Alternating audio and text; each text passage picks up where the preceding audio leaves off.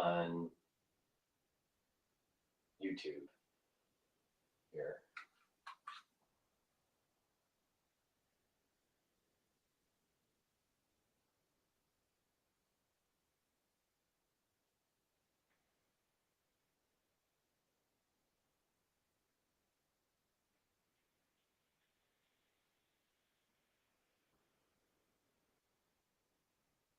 Okay, so we're live on YouTube also. For the ones on YouTube, thank you for joining.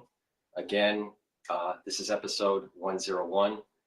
Please help support my work by subscribing to all my channels. I have 4 channels on YouTube. I have Brighteon, Bitchute, and Rumble. I also have Patreon and X channels. I have 2 X channels. I have GETTR, so follow me there. You can follow me on Podomatic, Apple Podcast. My website has audio recordings, so you can listen to them. You can download them if you want, and help support my work by sharing the links, asking your social media to follow me, making sure you subscribe to all the channels, and help support my work by donating or purchasing the products. You can donate through Stripe, PayPal, or Buy Me a Coffee. All the links are in the description of this video and all my videos. You can go on my website. On the homepage, you can donate. You can click the link for Stripe, PayPal, or Buy Me a Coffee. You can be a paid member to my Patreon channel. Link is in the description of this video. And it's through the donations that allow me to be able to publish thousands of videos for free about current events, international policy, and global events, economics, finance, and how to improve your health and wellness, and some scientific discoveries and my take on certain scientific endeavors.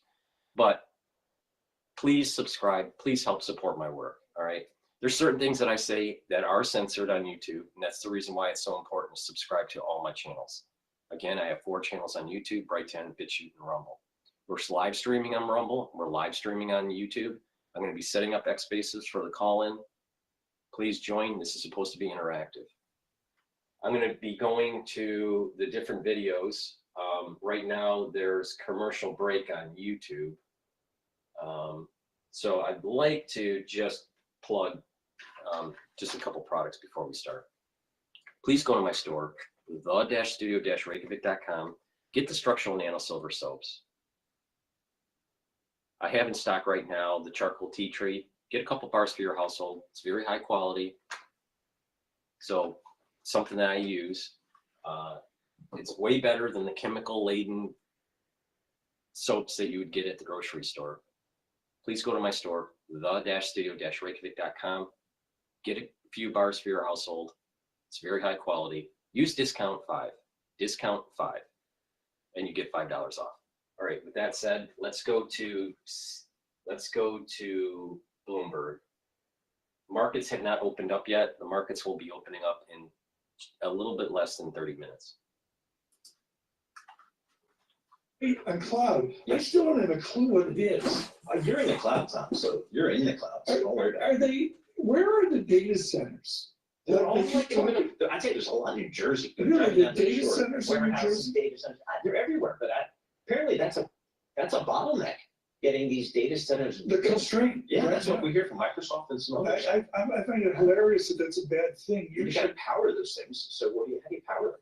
I'm on YouTube live chat. George Strait is great, and Vince Gill for everyone outside of Texas. Okay. I think they're asking for some country. I gotta do Brooks and Dunn here one of these days. Well, say good morning, everyone. Futures up 15. Good morning across the nation and your commute. Good morning, Canada. As we get to David Rosenberg in a minute on YouTube. Stunned at the response internationally on YouTube. We don't care about tariffs. There's no tariff on Bloomberg surveillance on YouTube. Subscribe. The conduit is Bloomberg Podcasts. Yep. When they first said it, I'm like, what?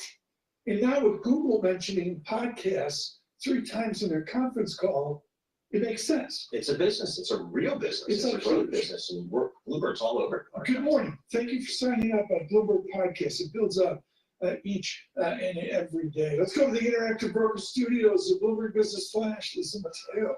And we've got a slight look to the markets this morning. Busy earnings day before the open, but also you have Amazon after the close with a close watch of its cloud service business. We'll start with NASDAQ futures. A little change, up about 6 points. Dow futures up 0.1%, 74 points. S&P futures up 0.2% or 15 points. The 2-year yield 4.20%. That's up 2 basis points. The yield on the 10-year 4.43%, and that's up 1 basis point. The Bloomberg Dollar Spot Index, that's up about 0.2%. Want to point out the British pound down nearly 1% at 123.83 against the dollar. BOE cut interest rates a 0.25 point. To earnings, we go a nice lift for Peloton, up 18%. Cost cuts, that really helped boost profit more than expected, even though its revenue continuing to shrink. And Ford, kind of tapping the brakes, shares down 5%. It warned that profit may fall by $2 billion or more this year. Honeywell reported adjusted earnings per share beat estimates, but its forecast for 2025 profit, that fell short, so its shares down about 3%. And it also announced that it's splitting into 3 independent companies. And finally, Allstate said it expects about $1.1 billion of losses from the Los Angeles wildfires last month. That is your Bloomberg Business Flash. Paul and Tom. Lisa, thanks so much. We protect the copyright of our guests. We get more calls. I think Ed Hyman and David Rosenberg, more people, send me the note, send me the note. No, get it from Rosenberg Research up in Toronto. At 1 p.m. this afternoon, a huge interview. Our Saleha Mosin, just definitive on Treasury building. She's been in the cash room at the Treasury more times than I have. She speaks with the Secretary of Treasury. David Rosenberg leads his note this morning with comments on the Secretary of Treasury. David, just to begin with, can the Secretary of Treasury single-handedly lower the 10-year yield? No, one or less. There you go. So what do you expect to hear from our Secretary of the Treasury? What would you like to hear from the Secretary? Well, the assumption is that that Besson has any real influence on the president. I think that we don't really know the answer to that, but we know that Donald Trump is going to do what he wants to do. So it really comes down to what he says and ultimately what he does and what you think his objectives are. But to me, the most important voice by far is what the president has to say. I don't think Scott Besson has the same degree of influence on Trump, say, that Bob Rubin may have had on Bill Clinton back in the day. So, I have tremendous respect for the Treasury Secretary, but I question just how much influence he really has. We're going to get to this with David Rosenberg. I did a panel with him up in Toronto that was like riveting on the politics of Canada. And I've been reading the Globe and Mail, David Schrittman, and others up there. I want to get to that in a moment. You have a headline, David Rosenberg, that's classic David, and it's the bond bullion barbell outpaces the equity market. To me, that's fascinating. Describe the bond bullion barbell. Well, it's the barbell or the blended return between the two safe havens, which are treasuries and gold, which combined have generated a total return of around 6% so far this year. The S&P 500 total return is 4.5%.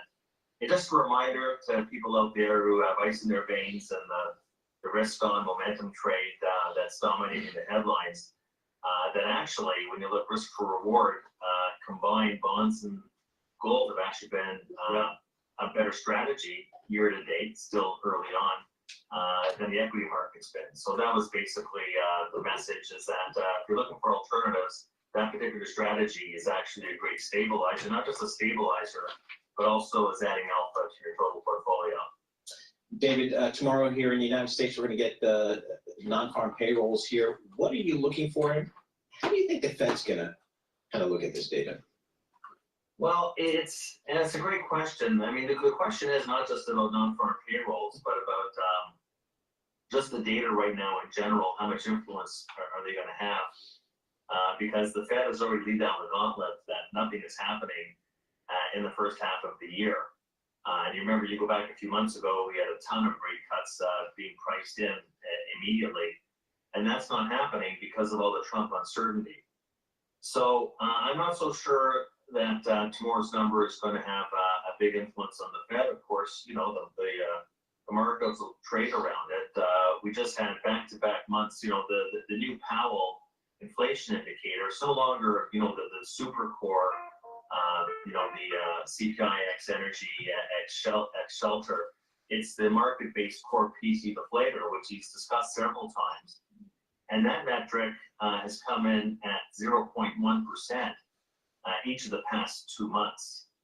And I think with all the Trump uncertainty, especially regarding tariffs, and you could argue also fiscal policy, although right now fiscal policy is tightening on the spending side, so it's really mostly about tariffs. The Fed will still be talking about cutting rates right now when you're talking about what the trend in the market-based core PC deflator. You know, it's running now on a 3 and 6 month basis, right at the 2% target. And this has become Powell's favorite indicator. But they're actually signaling that they're on hold indefinitely. And that's because of all the policy uncertainty that we have in front of us. And we have to wait for that clarity to come to the fore whenever it does come to the fore. But the Fed right now is signaling nothing's going on rate-wise until the summer. So tomorrow's number, I don't think is going to bear a lot, unless, you know, we're going to get revisions to the household survey and the payroll survey. They'll probably show some convergence. We're going to get, you know, the numbers coming off that new population count based on the immigration file or the previous boom in immigration. So the question for me is going to be the big number tomorrow, actually, after we all look at the non-farm payroll headline and the revisions, is how did this affect the unemployment rate? Right. And so insofar as that nudges the unemployment rate up, tells the Fed there's more slack than they thought, and that could, you know, maybe bring marginally the date forward for when they might start cutting interest rates again. But to me, nothing much beyond that. David, I know in your note this morning you talk about the U.S. trade deficit and a big dent to U.S. growth coming from the widening trade deficit. You're focused on the trade deficit, but I don't think the folks in Congress are. How do you think about the U.S. trade deficit? Well, I'm looking more at the components. Like we've had a big decline in exports in December, and they're down precipitously through the past 4 months. And what that's telling me is one thing is about the impact of the super strong U.S. dollar. People, I don't think, are recognizing just how much financial conditions in the U.S. have tightened over the course of the past few months. And on top of that, it's also telling me that just how weak the global economy is right now, that we're seeing the export side really starting to not just decelerate, but now contract. So of course it's going to lead to fourth quarter GDP downward revisions to what we already saw from the Commerce Department. But it's telling me something about the state of the global economy, both in Asia and Europe, that is coming back to hit home in terms of the reduction in exports. And exports have a very powerful multiplier impact on the rest of the industrial sector. And you're right, nobody else is talking about it. So I thought, okay, I guess I'll put it in that market. David Rosenberg with us. We continue with Rosenberg Research Toronto. Thrilled that he's with us this morning. Futures up 16. They advance across the arc of the morning. You're 19 minutes away from a market open. We welcome all of you on a commute across the nation. All right, so the S&P 500 futures, 6,101. Thank you for joining the ones that are watching the stream on Rumble and YouTube. I have set up the X Spaces call-in. You can just listen in, or you can actually ask a question. It's up to you. It's a great way to interact with the show. Put in your questions in the chat if you would like me to respond to something. But it's supposed to be interactive. The show is supposed to be interactive. I want your opinion. So thank you for joining. I greatly appreciate it. All right, let's go back to Bloomberg here for a sec here. Republicans versus Democrats. Well, another great question. You know, it's a parliamentary system here. But it's not as fragmented as it is over in Europe. There's really three main parties, and actually for the past several years, because the Liberals didn't have a majority, the Justin Trudeau Liberals had to team up with the Socialist NDP party to be able to, well, not have a majority, but have a coalition so that there wouldn't be a non-confidence vote. A few months ago, that coalition broke, and now, of course, we're in a leadership race, and Parliament is closed right now, and then we'll have probably an election sometime, I would expect, during the spring. So it's not as fragmented. I don't think that, unless we have a minority government, we're not going to have a coalition. If the polls are accurate right now, I'm not so sure that they are, because you don't know who's going to be leading the Liberal Party. Mark Carney being an outsider and being hailed, of course, as having all these tremendous global economic and financial credentials, and he's not going to be tainted by the past number of years of failed Liberal policies. He'll be a fresh face. I would expect that if we have this conversation a couple of months from now, Tom, that those polls are going to narrow in if Carney wins the Liberal leadership race, which I think he probably will at this point. But if the election was held today, based on those polls, it would be a Brian Mulroney-like landslide majority. Interesting. I wouldn't extrapolate that, because if Carney emerges victorious, he's going to pack a very powerful punch. Do you or anyone have any idea what happens? Was it 27 days? Like it's a 30-day tariff? Sure. David, do you have any idea what happens in 27 days? Well, I don't think the tariffs are going to be coming, notwithstanding the quotes 30-day reprieve, because we have to look at the facts that are presented in front of us. You know, last Friday at the White House, when asked if there was any chance that the tariffs on Canada and Mexico would be averted, he said, no, not a chance, they're a done deal. And then one phone call on Monday with Mexico and 2 in Canada. Next thing you know, well, no, we've got a 30-day reprieve. So remember, he changed his mind as to when he was going to level the tariffs. He still has the power to do that. And so the question becomes why? Because what Mexico, let's talk about Canada. What did Canada really do? Like, what did we do? What, like a fentanyl czar? Like, what is that? We'll have a few helicopters and drones looking over the border, the $1.3 billion of more border security and enforcement. Justin Trudeau repledged that quite a while ago. So, you know, what really changed? What really changed is that Canada and Mexico moved a little bit, and now Donald Trump can once again claim a win to the U.S. general public. He got a win from Canada, got a win from Mexico, got a win from Colombia, got a win from Panama. So he's just collecting all these wins. Of course, I think that they're inflated, but I think that the bottom line here is that it comes back to the initial question about Scott Besson, about, that we want to get inflation down. And we want to get this. So to answer the question, can he directly get the 10-year note yield down? Well, not directly, but indirectly. Forego all the tax stimulus and keep your focus on the spending restraint right now. Well, that's a help. And anything you can do to reduce inflation expectations, well, tell me that's not going to bring down the 10-year Treasury note yield. So certainly, he can have an influence from a fiscal policy standpoint. But you have to ask yourself the question, why did Trump change his mind? And why do I think he was never taken seriously or literally? He campaigned on a lot of things, but the biggest campaign message was he was going to unwind the rest of all the Biden inflation. He was going to bring gasoline and grocery prices down, didn't you know? Well, how are you going to do that and then put a tariff on Mexico, which supplies 60% of U.S. food imports, or 30%? Canada supplies 60% of oil imports. There would be a massive inflation shock, even temporarily. And that would work against his objectives. So as I think about it, and I wasted too much time on the weekend worrying and writing about it, it was never going to happen. It didn't happen. And I still have Canadians here still on tenterhooks about what's going to happen on March 1st. I'm telling them he's not going to do it. Maybe he'll get more concessions and show that I got more wins, but it's to me, basically, Justin Trudeau had a chance to actually call Trump bluff, but he didn't. But no, I think that if anything is close to 0% probability, I do not think the tariffs are coming in either country, because it's going to work against it's going to work against Trump's legacy. I got to squeeze this in 1 minute. David, one of the reasons I'm a Montreal Canadiens fan is at gunpoint, we had a family that we knew called the Great Britons. And we would go up to the Thousand Islands of 2 lifetimes ago, David Rosenberg. And there was this relationship between America and Canada wrapped around the St. Lawrence Seaway and Gananoque up to Montreal. Is that gone? Well, it's I wouldn't say it's gone, but you know, it's been impaired, at least for now.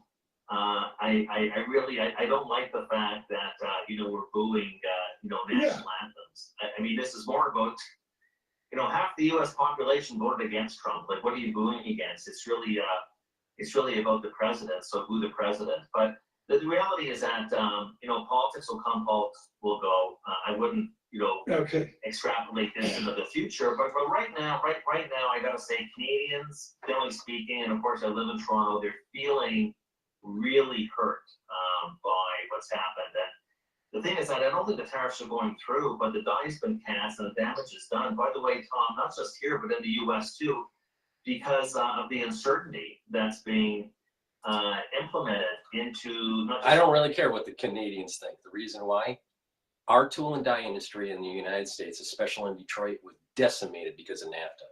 Decimated.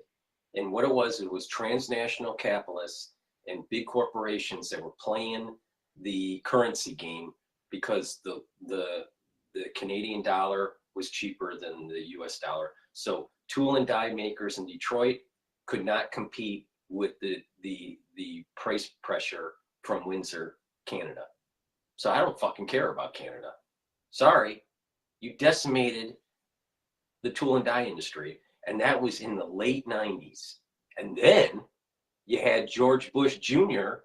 giving favorable status to China for trade, and the Walmart family pushing manufacturing over so they could sell you cheap goods while they were decimating the manufacturing base in the United States. That's what fucking went on.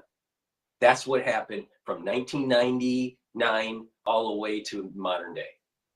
And then Trump, you know, wakes up, you know, as president, and he basically says, this is just a total ripoff. People don't understand. Innovation is through making stuff.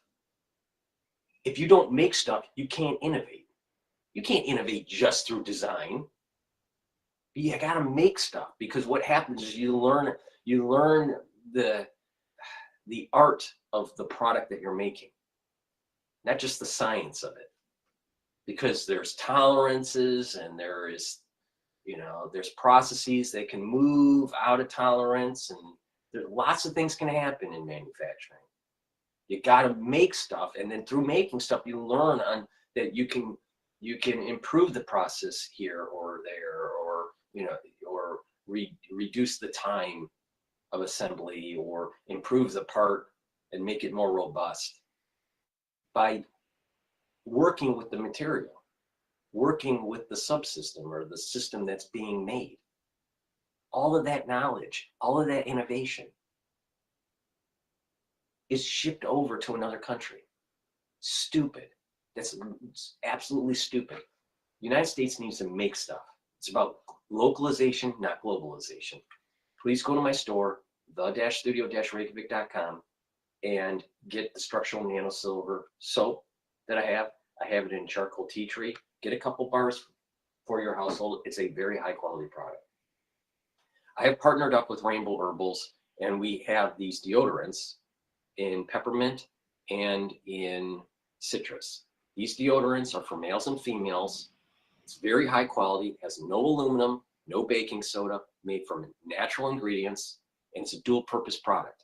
You use it as a deodorant, but it also helps to detoxify your body. Please go to my store, the-studio-reykjavik.com, get the citrus or the peppermint, lavender, and tea tree, get a couple bars for your household. Very high quality deodorant, and it's a dual purpose. It helps to detoxify your body, and you use it as a deodorant, and it's way better than any of those chemically laden deodorants that most people use. So please go to my store, use discount 5, and you get $5 off. All right, Trump speaking right now. And I do that despite the fact that they say I can't run again. That's the expression, sir. And somebody said, I don't think you can. Oh. No, I want to be with you regardless, and it's an honor, and yeah, it's something I've enjoyed. I actually met some very nice Democrats here. So, I have.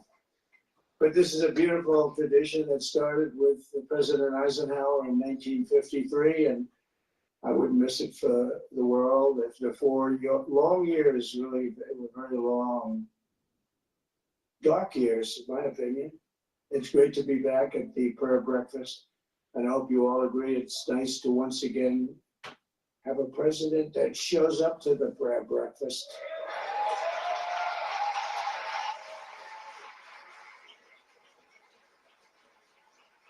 And then agrees to be interviewed for the Super Bowl. I'm doing that too. They haven't done it in so long, they forgot about it. They said, oh, but they hadn't done it in years. But I said, yeah, this morning they wanted to know, and I said, yeah, why not? What the hell? You know the way I look at it?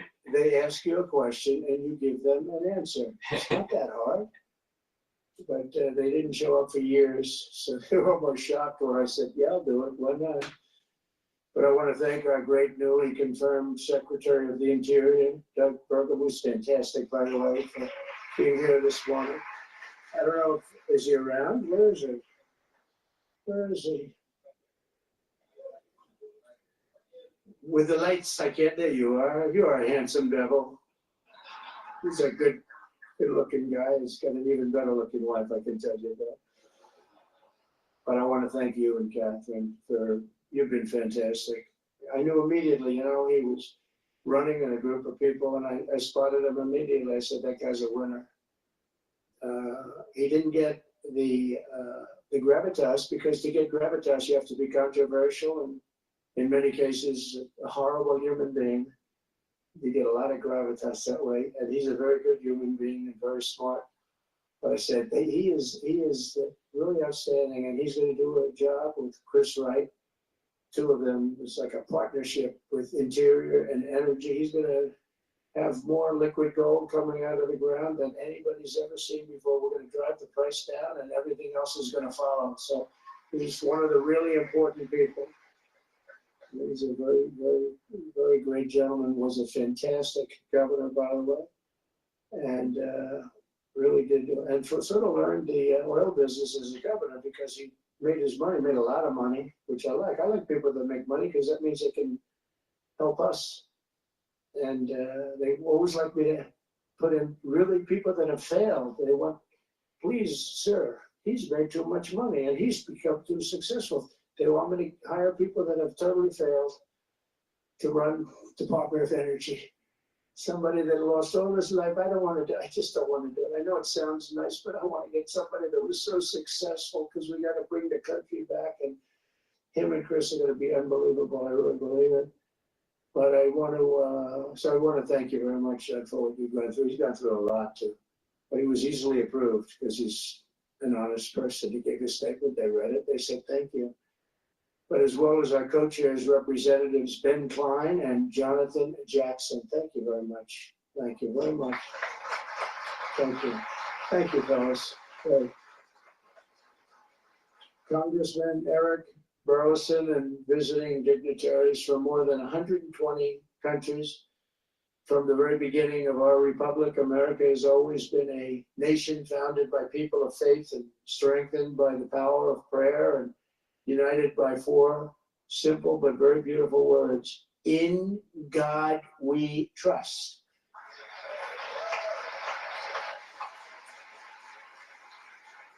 And you all know there was a movement to get that out. I said, no, don't bring it up, don't bring it up. I don't want to hear it. There was a movement, we don't want that, because we shouldn't be mentioning God. There was a very strong movement, just like they don't want to say Merry Christmas, but now they say it. Remember in 2016, that was a whole big part of my campaign. You're going to say Merry Christmas, so now they do it again. But we, I don't know if you've been watching, but we got rid of woke over the last 2 weeks. Woke has gone out. Despite the other side stealing hundreds of millions of dollars to promote woke. Did you see what happened yesterday where they found hundreds of millions of dollars of money was fraudulently given to newspapers and I guess Politico. I don't know, they hear good. I hope you're enjoying your breakfast. No, they gave money to all this out of U.S. aid, right? U.S. AID. It came out hundreds of just tremendous amounts of money, had nothing to do with anything. This is a terrible thing that was experienced, but we're catching them left and right. We're catching them. The President of the United States speaking at the Hilton Hotel in Washington. It is a national prayer breakfast. There are two now, one in Capitol Hill. And then I've done the drive. It's more than 2 minutes. He has a little bit of red light and Yeah, I think. entourage coverage there to get there in 2 minutes. I think it took me 20 minutes to get up north to the Hilton Hotel. 3,000 people in attendance is a typical audience, even larger than that for the national prayer breakfast, as you mentioned, selected Democrats and Republicans in attendance this morning. Futures up 17, and the real story here in this great bull market is once again worries, angst. Paul, we came in, well, we were flat, maybe even a little red, and that sort of disappeared. No, so we have on the economic data front, Tom, a little bit on the jobs claims, kind of generally in line with expectations. So no real big movement there. We're just kind of cross. Market's going to be opening up in just about a minute or so. Of the quarter, certainly. I think of the quarter, this is the big day today, Thursday. With the Dow component Peloton reporting, well, swinging Oh, on top of that. careful taking that early. But Amazon this afternoon, stay with Carol and Tim to really get a full treatment on Amazon and AWS and the cloud as well. On the currency front, thank you, Audrey Child-Friedman, for attendance earlier. We sort of come halfway back. We were 109 strong dollar. We go back on DXY to 107 and pretty moments ago. 108. I'm going to call it a middle tendency here, but the euro critically gives way 103.67, and off the BOE rate cut, sterling 123.94. And to my question earlier, Paul, the real question is it a race to the bottom with everybody cutting rates except the United States? On a relative basis, to me, that's not a small matter. It's not a small matter, and it's a big matter for currencies around the world with the DXY and dollar next strength across the board. When you think the markets open, your jobs day tomorrow, but far more important, the markets. And Lisa Mateo. All right, so we have 6,073 for the S&P 500. VIX is trading at 15.58. Euro USD is trading at 1.03, so it's dollar strengthening. Oil's trading at 71.41 for a barrel, and BITO, the long ETF for Bitcoin, 22.84. That's been going down, so Bitcoin is pressured. USD, Japanese yen, 151.99. So the strengthening of the yen, the Japanese yen. So strengthening of the Japanese yen typically means stress that's starting to build up in the market. I use that as a stress indicator. Another thing to look at is the VIX. Now, if VIX is up and the US Japanese yen is down, then what will happen is that usually you have market sell-off. You don't have that because you don't have that dual coupling. But there is a stress in the system that isn't fully being appreciated in the equity market at this moment in time. All right, that's how I look at the USD Japanese yen trade. So right now, it is strength. Yen is strengthening, but we aren't seeing that stress in the VIX yet. So I would not be surprised that in a few trading sessions we see a blip up on the VIX again. Probably not too much. May go up to, I don't know, 19, 20. I don't think that it would be in the 30s or anything like that. But the Japanese yen is going down. Now, I believe the BOE, the Bank of England, cut rates. I'd have to double check that. I think that happened yesterday. So there's going to be a movement in currency here, but for sure there is at least in the open there is a sell-off in oil, but it probably will mean revert back to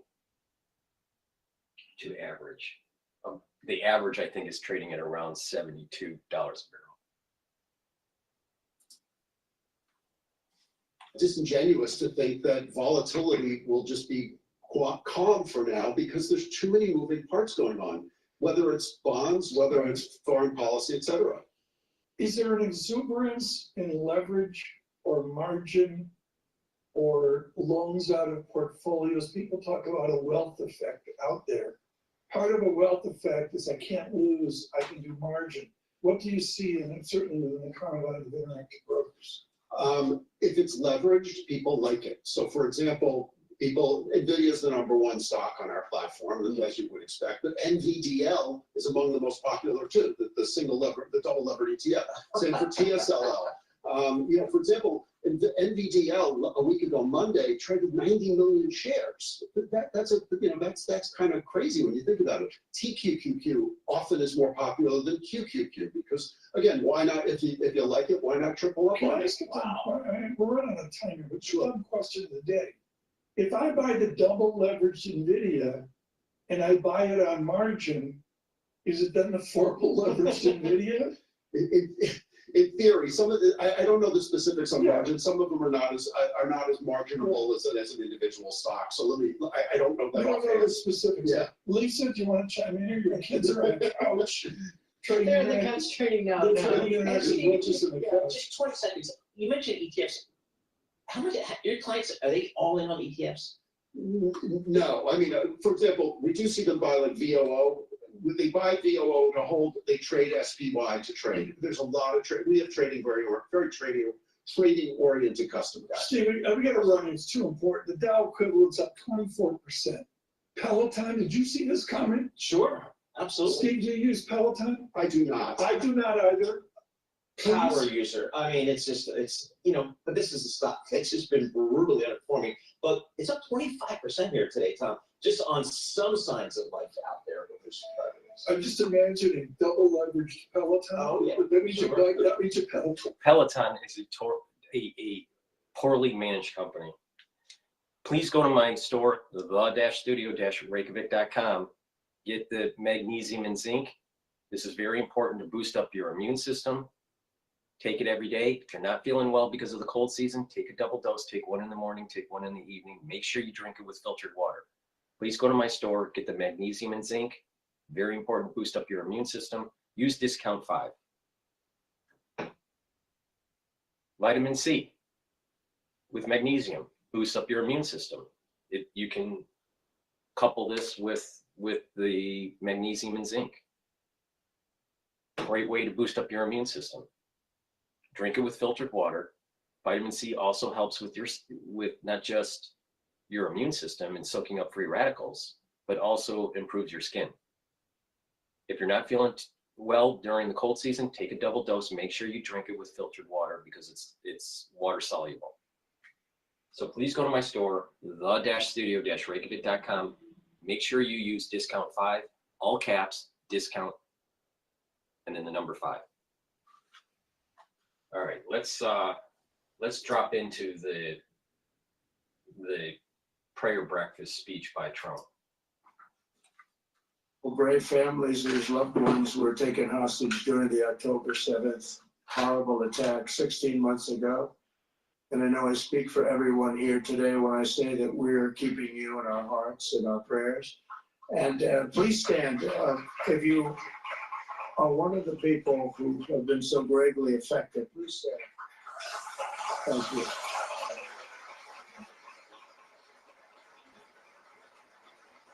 Thank you very much.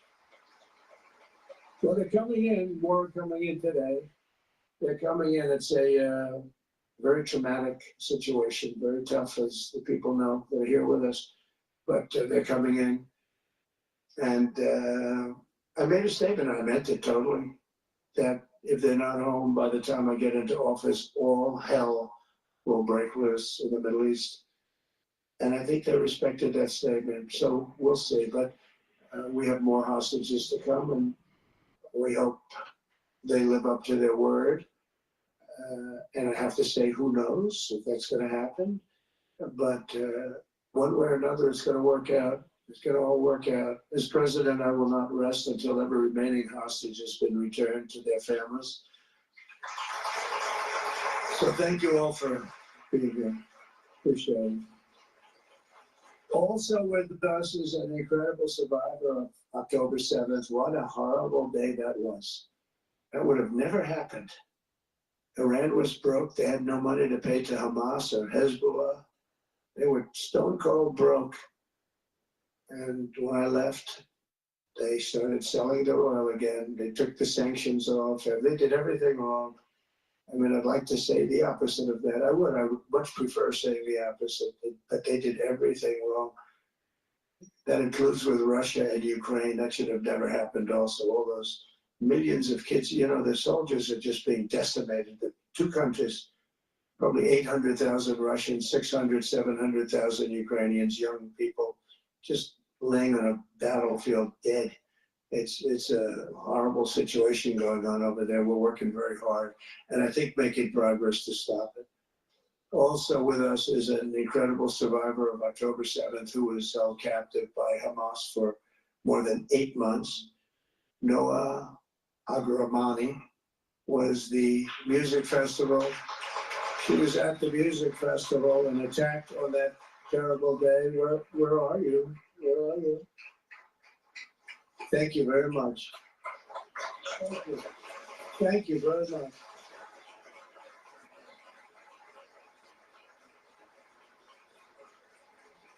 That's great that you're here.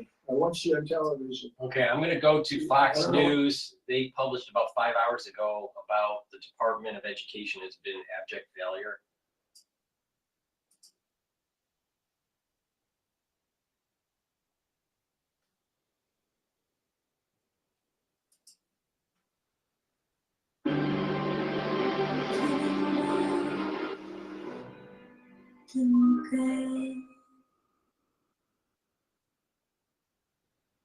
Around education come from the federal Department of Education. Bring in Betsy DeVos, Education Secretary during President Trump's first term. Secretary, thank you for being here.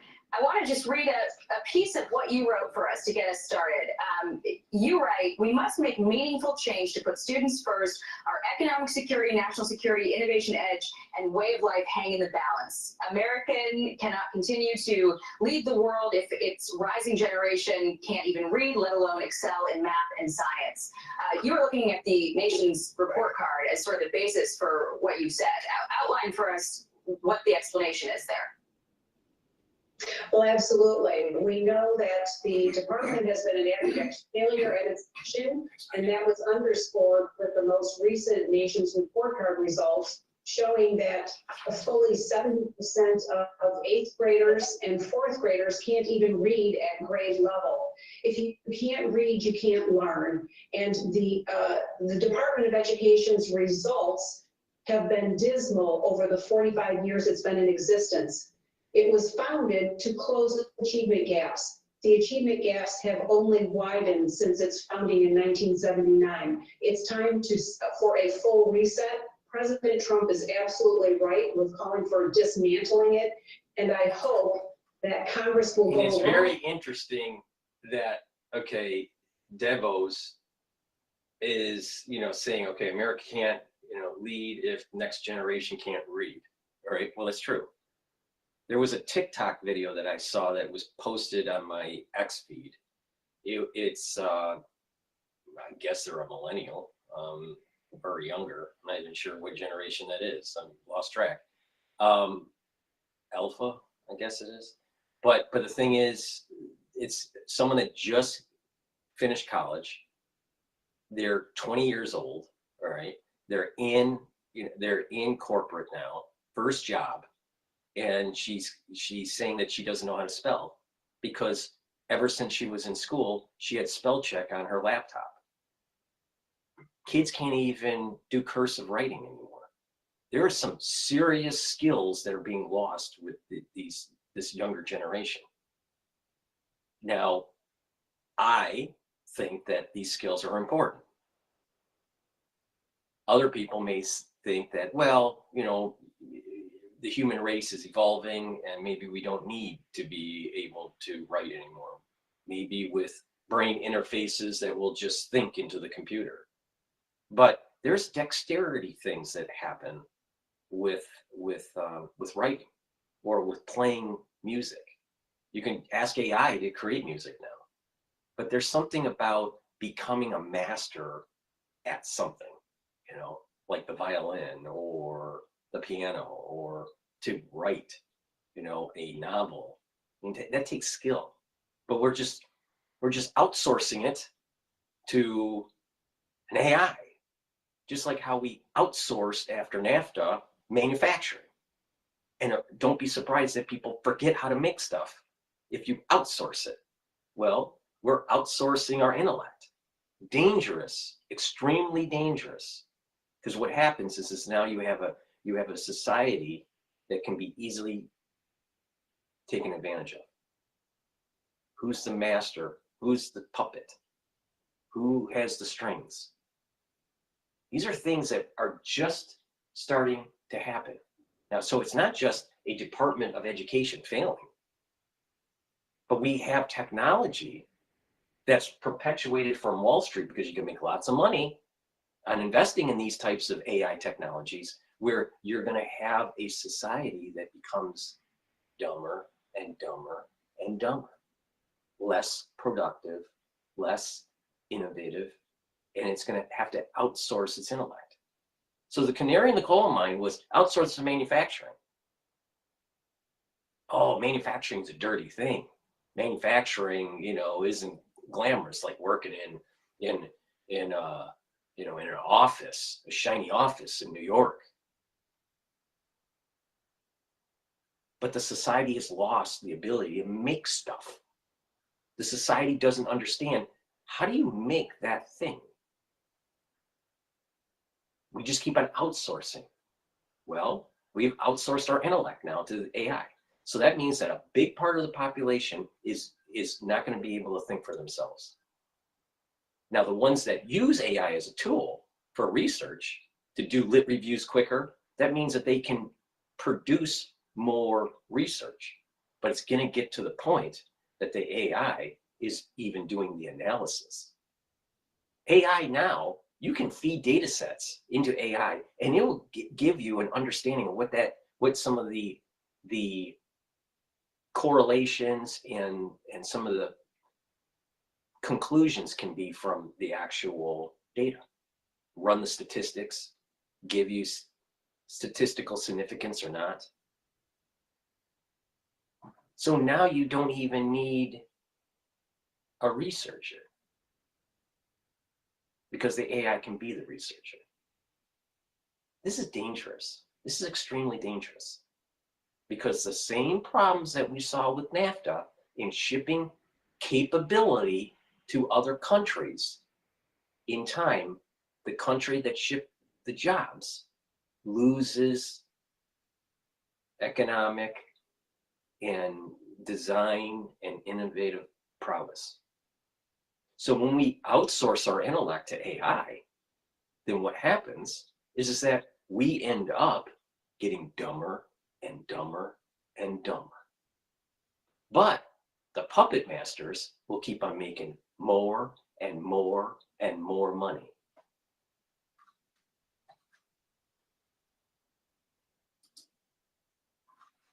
I mean, think about This, that. and we'll see Think about wisdom that. in return. This girl that's in her early 20s, getting out of school, first corporate job, and she can't spell.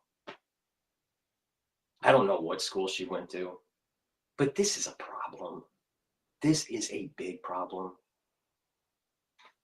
Stop outsourcing your intellect to Apple or Google or Windows. Because what's going to happen is, what happens if the blue screen of death comes? You can't think anymore because your computer doesn't turn on?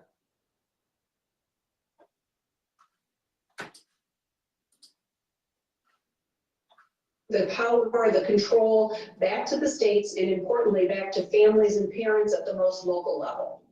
You know, in the president's first term, there was a similar push to reduce the size of the agency. There was an effort to try to cut its funding, but in fact, Congress ended up raising the department's spending each year. So how does something like that happen, and is it likely to happen again?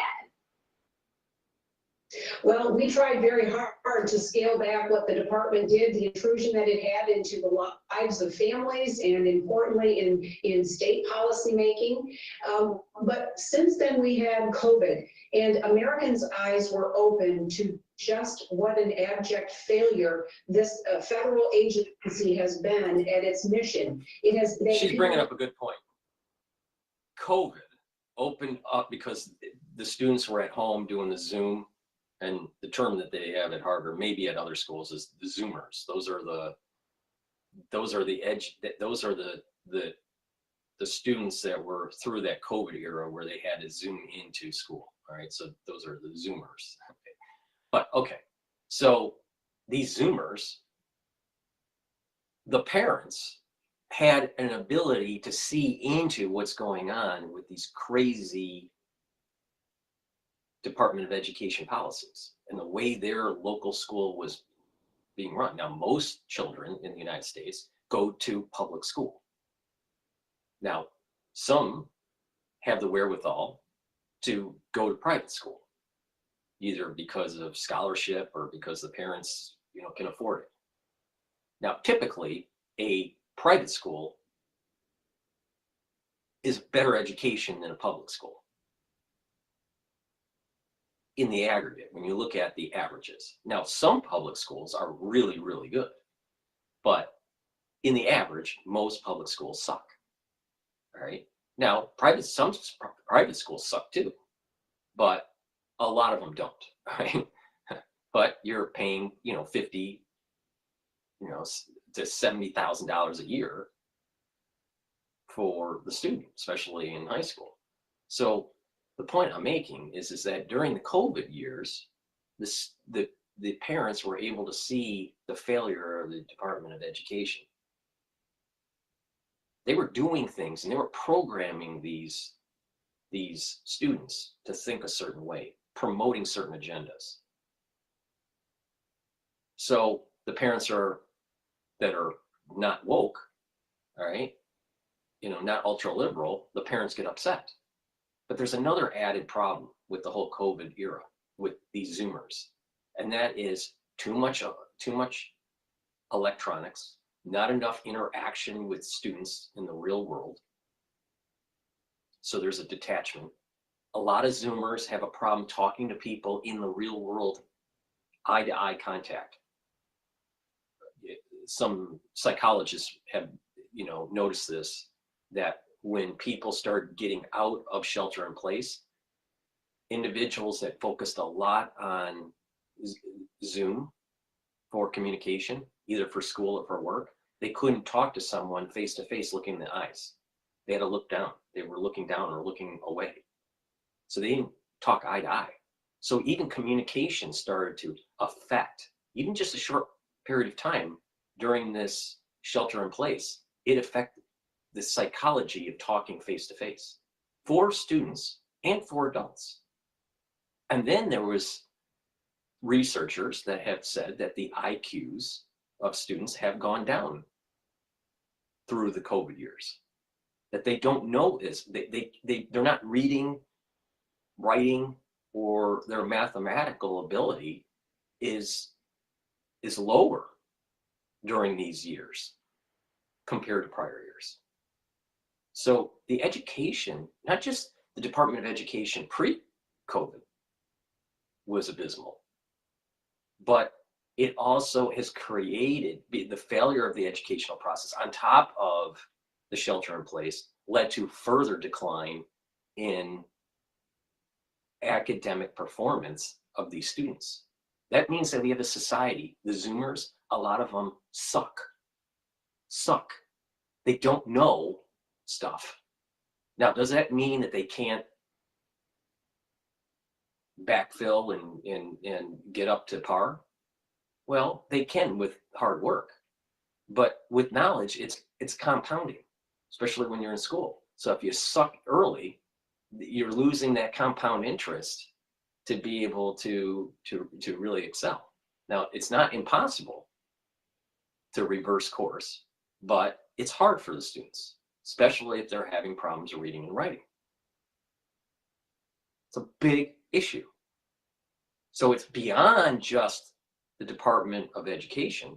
It's the shelter in place that affected the Zoomers, these students that were Zoomers. So what are we going to do? Are we just going to let, and then you add in the whole AI problem. The United States cannot be a country that is productive if we have a society that is dumb.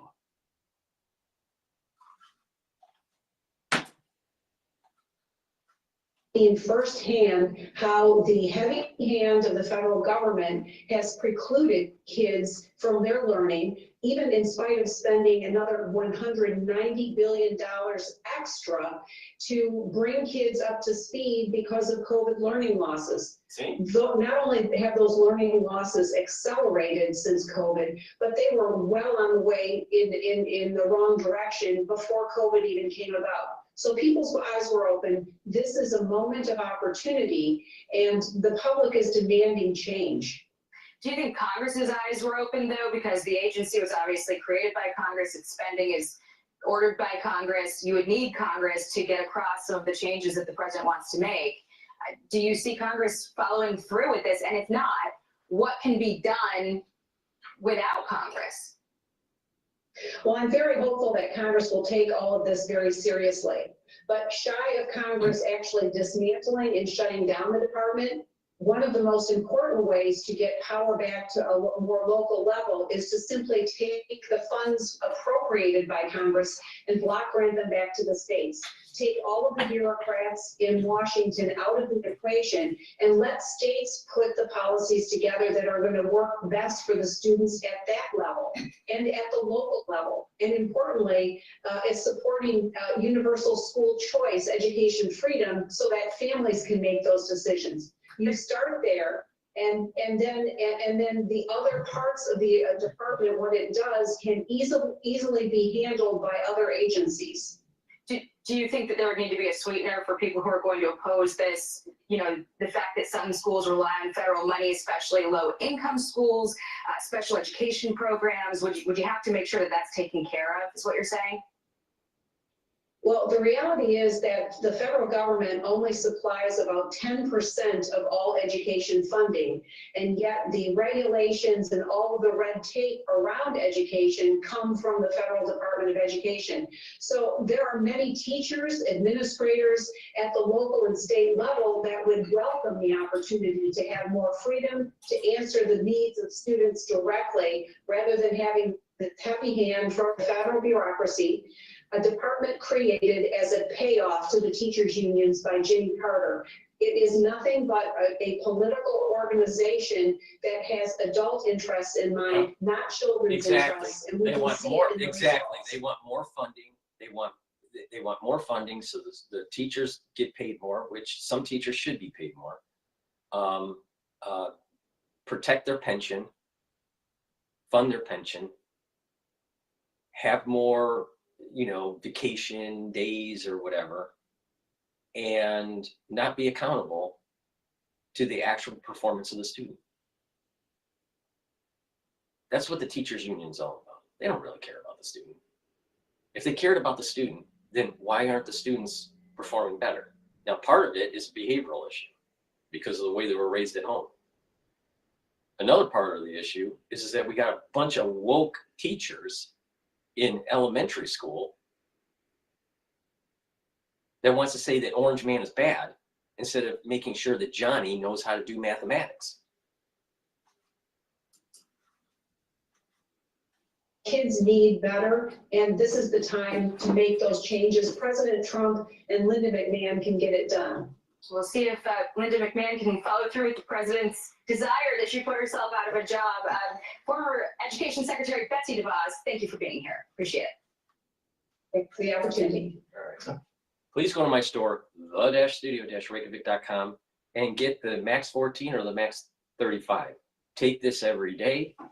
Take a teaspoon a day, swish it in your mouth, gargle 30 seconds or so, and then swallow. It'll help to boost up your immune system, neutralize, maintain that good oral hygiene, and maintain a good mucosal barrier and the health of the epithelial lining in your oral cavity and in your oropharynx. Really important to boost up your immune system. It's a part of a 4-pillar process that I have, what I call the core, right? So there's 4 pillars to the core. The first pillar is taking the Max 35 or Max 14. The second pillar is taking C60 to soak up free radicals. The third pillar is taking turmeric, ashwagandha, and lignans to lower inflammation, lower that chronic inflammation. And the fourth pillar of the core is taking Boomer Boost to boost up your metabolism and increase energy levels. When you do that, you're going to supercharge your health. So please go to my store, the-studio-reykjavik.com, get the Max 14 and the Max 35.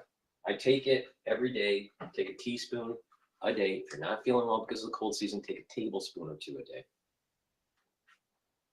But it's important that you swish it in your mouth, gargle 20 or 30 seconds, then swallow. All right. I want to take a look at another video that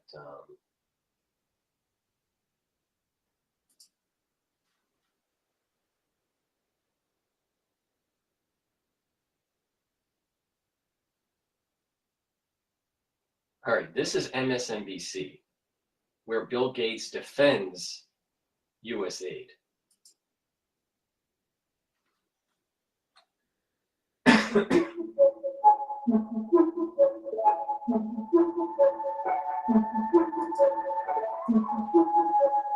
There is, though, when it comes to USAID, a private pressure campaign. We haven't necessarily seen it in large fashion from lawmakers on the Hill publicly, though some of them have questioned exactly what's going on here and the downsides of it.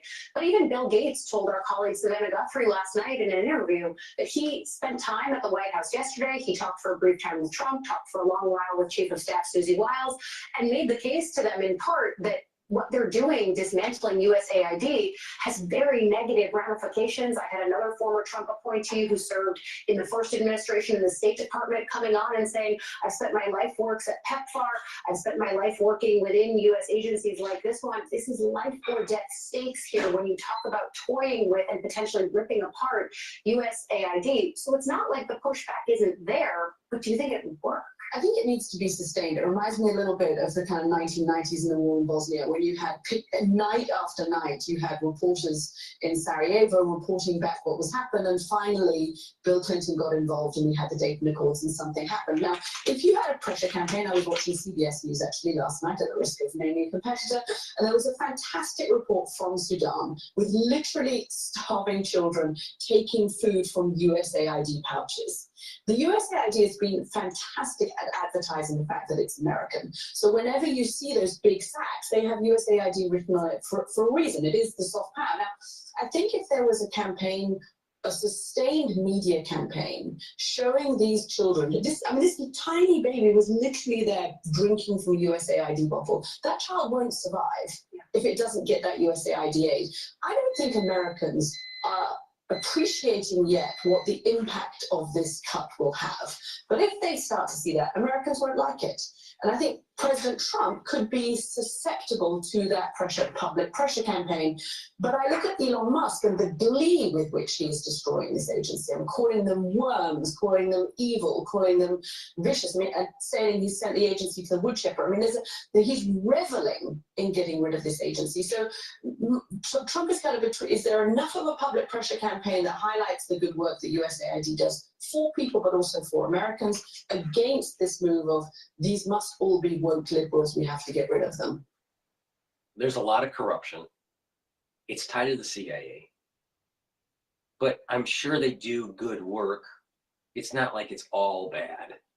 But the thing is it needs to be totally restructured, totally rebuilt, demolished, rebuilt. Reduce the reduce the corruption. Now, there's nothing wrong with using soft power, right? And there's also nothing wrong with humanitarian help that people are in need. But it's way beyond that. Way beyond that. It's tied into conditionality with the IMF and the World Bank and shifting state assets to private corporations. And, you know, when the US comes into a region, it's usually dealing with mineral rights and oil. So let's, you know, is there some humanitarian aid? Yeah. But that's not the main reason for it. And if the billionaires love to, you know, help, you know, other people in need, fine. Why don't they create their own NGO and they raise funds, seed their NGO with the billions that they have, and help people in need around the world? Why is it that the US government has to do it?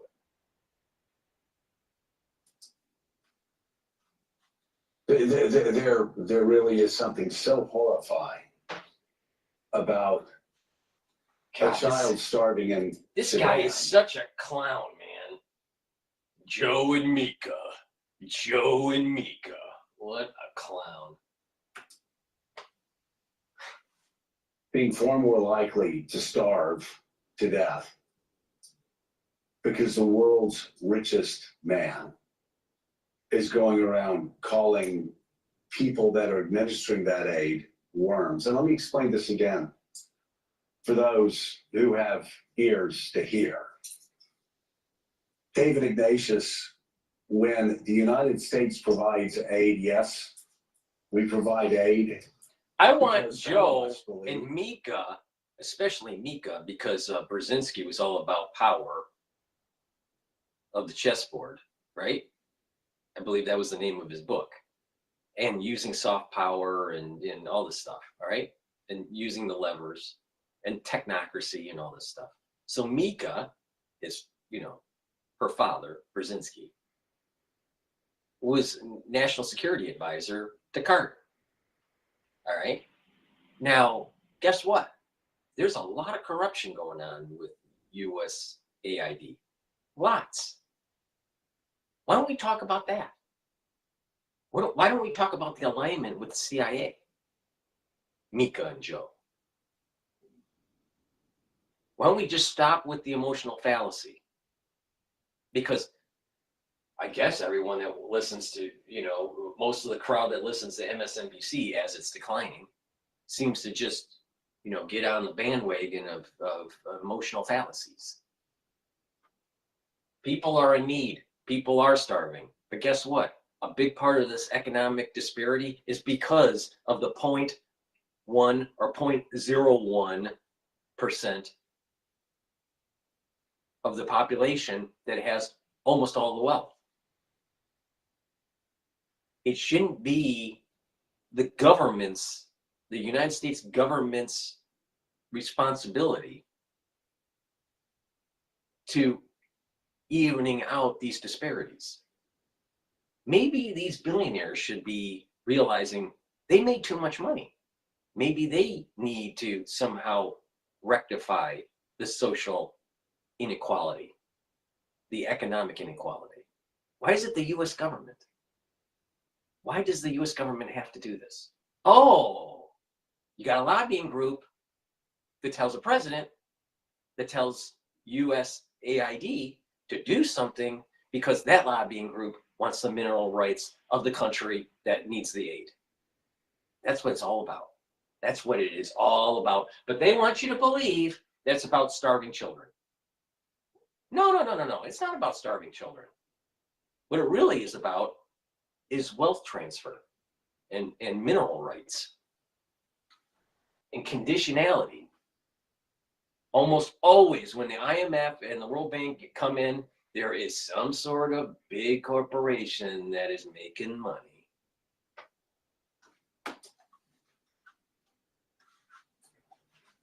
And I will say this on Ronald Reagan's birthday. Some of us believe that America really is, and it should be, a city shining brightly on the hill for all the world to see. That is one of the reasons why we do it. The other reason goes back to what I've been saying this week when Harry Truman called Herbert Hoover and two political enemies, two political rivals. But Harry Truman said, you're the person that can organize relief across Europe, across the world, in a world that has been destroyed by World War II. And yes, we're doing this because it's the right thing to do, but we're also doing this because hungry mouths become communist mouths, become communist foot soldiers. We have to win Europe. We have to win Western Europe. We cannot allow France and Spain and the Netherlands and all the other countries in Western Europe to fall into communist hands. And I know you know this, David, but it is so short-sighted. Elon Musk calling these people worms and this and that and the other. Our aid work in the Ivory Coast, it helps us get intel on Al Qaeda. Our aid work in Sudan, it helps us. Well, get at least intel. he admits that there's a CIA embeddedness to USAID. But don't forget the Mujahideen, which is the beginnings of Al Qaeda, was funded by Mika's father during the Afghani war with Russia. Can do two things at once, all over Africa, all over the Southern Hemisphere, where people wish to do America ill. Our aid work not only wins hearts and minds, but it helps us draw in intelligence on those. Isn't that rich that Morning Joe Scarborough, banging Mika behind the news desk, Mika's father, uses U.S. money in CIA operations to fund the Mujahideen and bin Laden to kick out Russia out of Afghanistan, only to see something later happen in 2001 that we call 9/11. And not call off that maybe the CIA, every time it puts its hands in something, fucks it up. Who would blow up buildings in New York City, in Washington, D.C., in Charlotte, North Carolina, across America. That is what is so extraordinarily short. If Mika's father didn't fund the Mujahideen, we wouldn't have had bin Laden and Al Qaeda and 9/11. Now, maybe our intelligence agencies would dream up something different for 9/11 because it seems as though they were hell-bent on going to the Middle East for 20 fucking years. But literally, Joe's co-star, Mika's father, was a major catalyst for the problems that we have today. About this. You're exactly right. The generosity of the United States through programs like USAID is scorned by Donald Trump as a sign of American weakness. And it's the opposite. It's seen around the world as evidence that the United States, for all of its mistakes, The deep state, talking to media, Washington Post, demonized Trump because the deep state is realizing that if you shut down USAID, you're shutting down the corruption. You're shutting down one of the conduits of money flow. Ooh, that's a third rail. You can't tell the national security state how to run their business, how to run their money laundering. Bad president, bad. That's what this show is. That's what MSNBC and is. still has an ability promoting. to deal with the most painful, difficult problems there are. I have been collecting the last week and a half examples of what happens when these clinics close down in Africa, in Asia. People who have been depending on doctors who are funded by USAID suddenly have no place to go. The doctors are on their way home. They've all received the notices that this is over. And people are looking at each other in these countries wondering, what do we do now? And the answer is pretty simple. Now we turn to China. Now somebody else is going to come in and take up this space that the United States and USAID at a tiny fraction of our budget has been filling. That's okay, Somebody else will come. because the economic problems that China has, it's only gonna spread them even more thin. And so when they decide to be hubris and take on Taiwan, it's going to be easier to fight China. So actually pulling away and help and stop supporting these countries is like a capacitor. You're building up energy to be able to fight China. The United States pulling away, all right, we're building up energy, and China moves into this vacuum, and they've spread themselves too thin. And then they're weaker. So when they have the hubris to take the first island chains, boom, the United States destroys the Forbidden City. It's actually a smart move if that's what we want to do to China. Because we should not have China being a major superpower. Why? Because if their economy supersedes the United States in terms of GDP per capita, and their political model is communism, then what will happen is other nations that are democracies are going to try to remodel their political, restructure their political model to a CCP-like model. Now, if you don't believe me, that's exactly what was trying to happen, during, early 1900s, like 1920. There was a push to become more social, more socialistic, more communistic in Western democracies. That's the reason why China can't be successful. We cannot allow China to be successful at all, because their model will literally destroy the Constitution of the United States. Because you're going to have so many people willing to sell the Constitution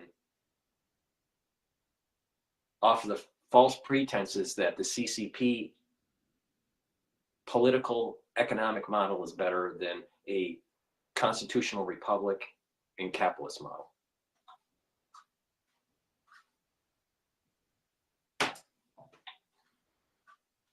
And have that, we call it soft power, but it's power. And so that's part of what is ahead. And I just don't think Elon Musk or anybody in this administration has thought about how quickly the power of the United States that took so long to build up can begin to unravel. Yeah, I'm raising the question again. Guess what? Americans don't want to be taxed for these boondoggles. That's what this is. CIA boondoggles.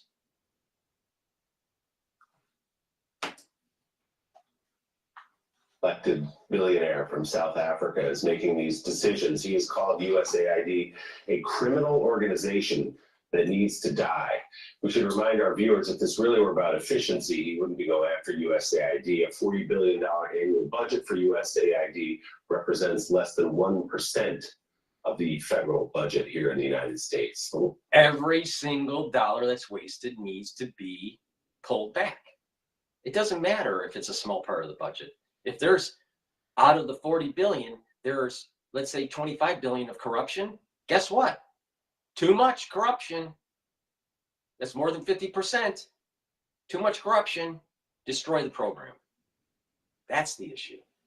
the money that they are given, how much of it is wasteful spending? Please go to my store, the-studio-reykjavik.com. Please help and support my work, all right, by purchasing the products that I offer. So make sure you go to the-studio-reykjavik.com and get the lozenges. I have Manuka honey in stock and also elderberry zinc. Get a few bags for your household. Make sure you're ready for the allergy season. We're still in the cold season, so you're gonna need them. Make sure you have them at work and at home, so when you have that irritation, you can take the lozenges right away. Really important to boost up your immune system. So go to my store, get a few bags of the Manuka honey, very high quality. It's 60 parts per million, the structural nail silver, and the elderberry zinc, also 60 parts per million structural nano silver. Very high quality. Get a few bags for your household. Be prepared for the allergy or the cold season, because guess what? You never know when you're going to have that irritant, and when you have that irritant, you need to mitigate it right away. All right, let's go to another video here.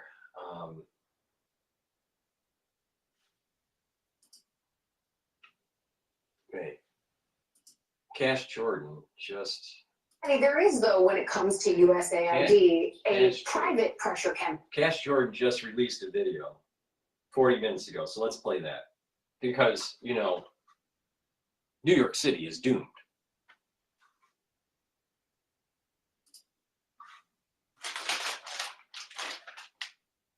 I need women to know that you're not limited to anything other than living your life openly and honestly. Ask your healthcare provider if Biktarvy is right for you, and visit Biktarvy.com to view the important facts, including important warnings. The secret to nailing your taxes? Working with the original tax experts, who put 70 years of experience to work for you, who are right in your neighborhood, who get to know you and your situation. This year, CY Block is America's #1 full-service tax preparer. 2023, just 9% fit the criteria. Give it another 20 years and literally no young person will be able to afford. Yeah, we don't have to wait 20 years for that to happen, because here in New York City, it's already happening. And while the prices for entry-level homes here start at around $200,000, for most people, living in these places becomes impossible after a year or two, because spending that amount of money will only get you a one-room, one-person studio in most of the city, making New York a place that's quickly running out of room for most of its residents. And the worst part about this is nobody in charge seems to care if New York's middle class disappears permanently. Real estate sales stalled for 2 years as buyers and sellers just remained too far apart on price. Now the sellers are caving. The average apartment price in Manhattan will now cost you only $2 million. Yeah, a starter home used to be a smaller condo, a smaller space, and someone would upgrade. Maybe after 5 years, as they get married or have a family and want to move. But now we're actually seeing that most people are buying their first home as a single family residence. Rents have been steadily rising in New York City in recent years, but incomes have not kept pace. Median rents in New York City rose 18%. A new survey reveals 85% of New Yorkers say the cost of food is rising faster than their income. Nearly half of the people surveyed say it's harder to afford groceries and find themselves cutting back on healthy stuff. Meats, poultry, fish, eggs are up nearly 25%. Just thinking about all of the headwinds that a 30-year-old may have, like student loan debt and car loans and credit card debt, and then they have rising rent. And so it's hard to save for a down payment.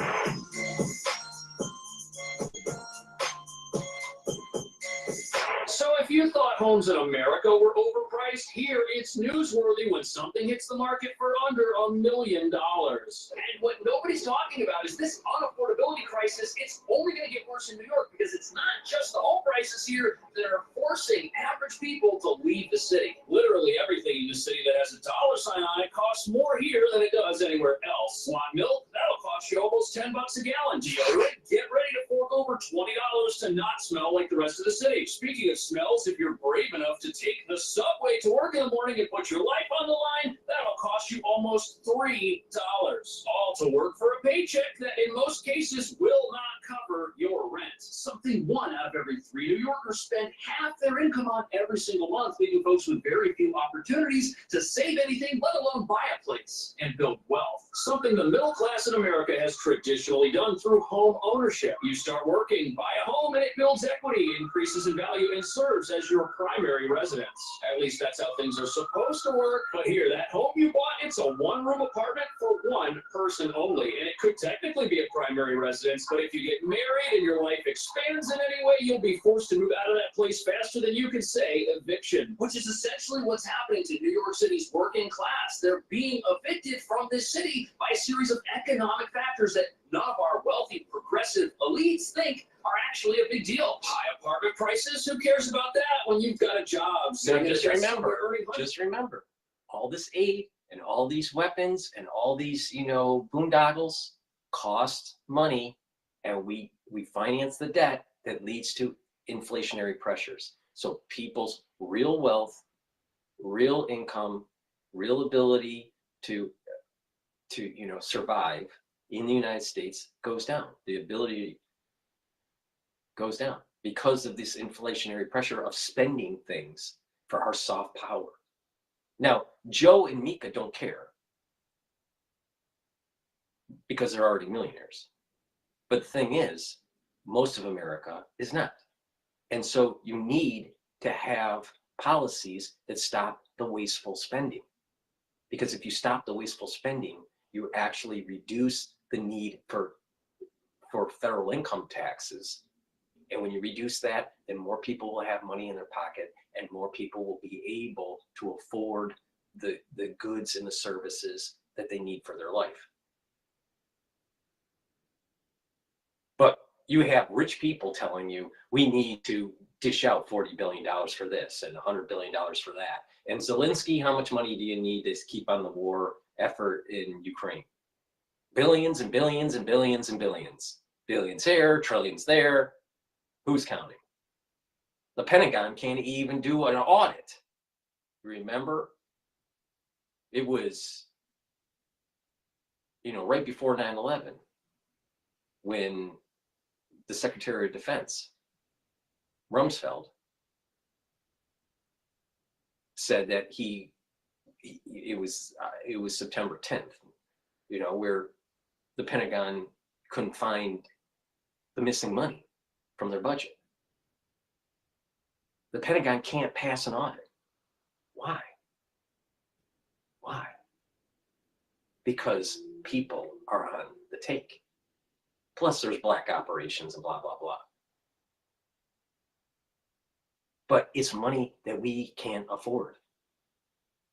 It's affecting the livelihood of Americans.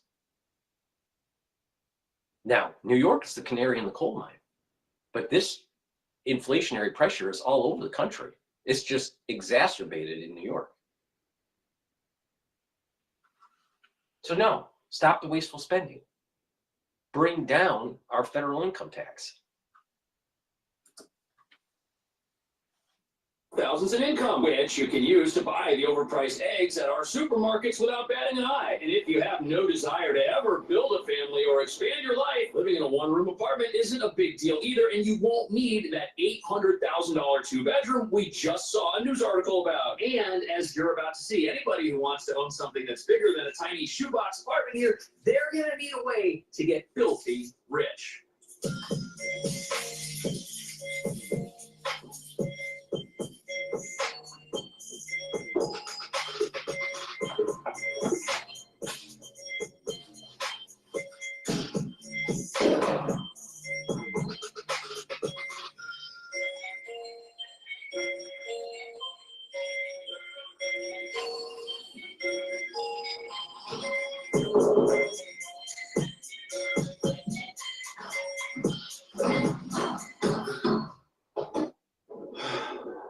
Okay.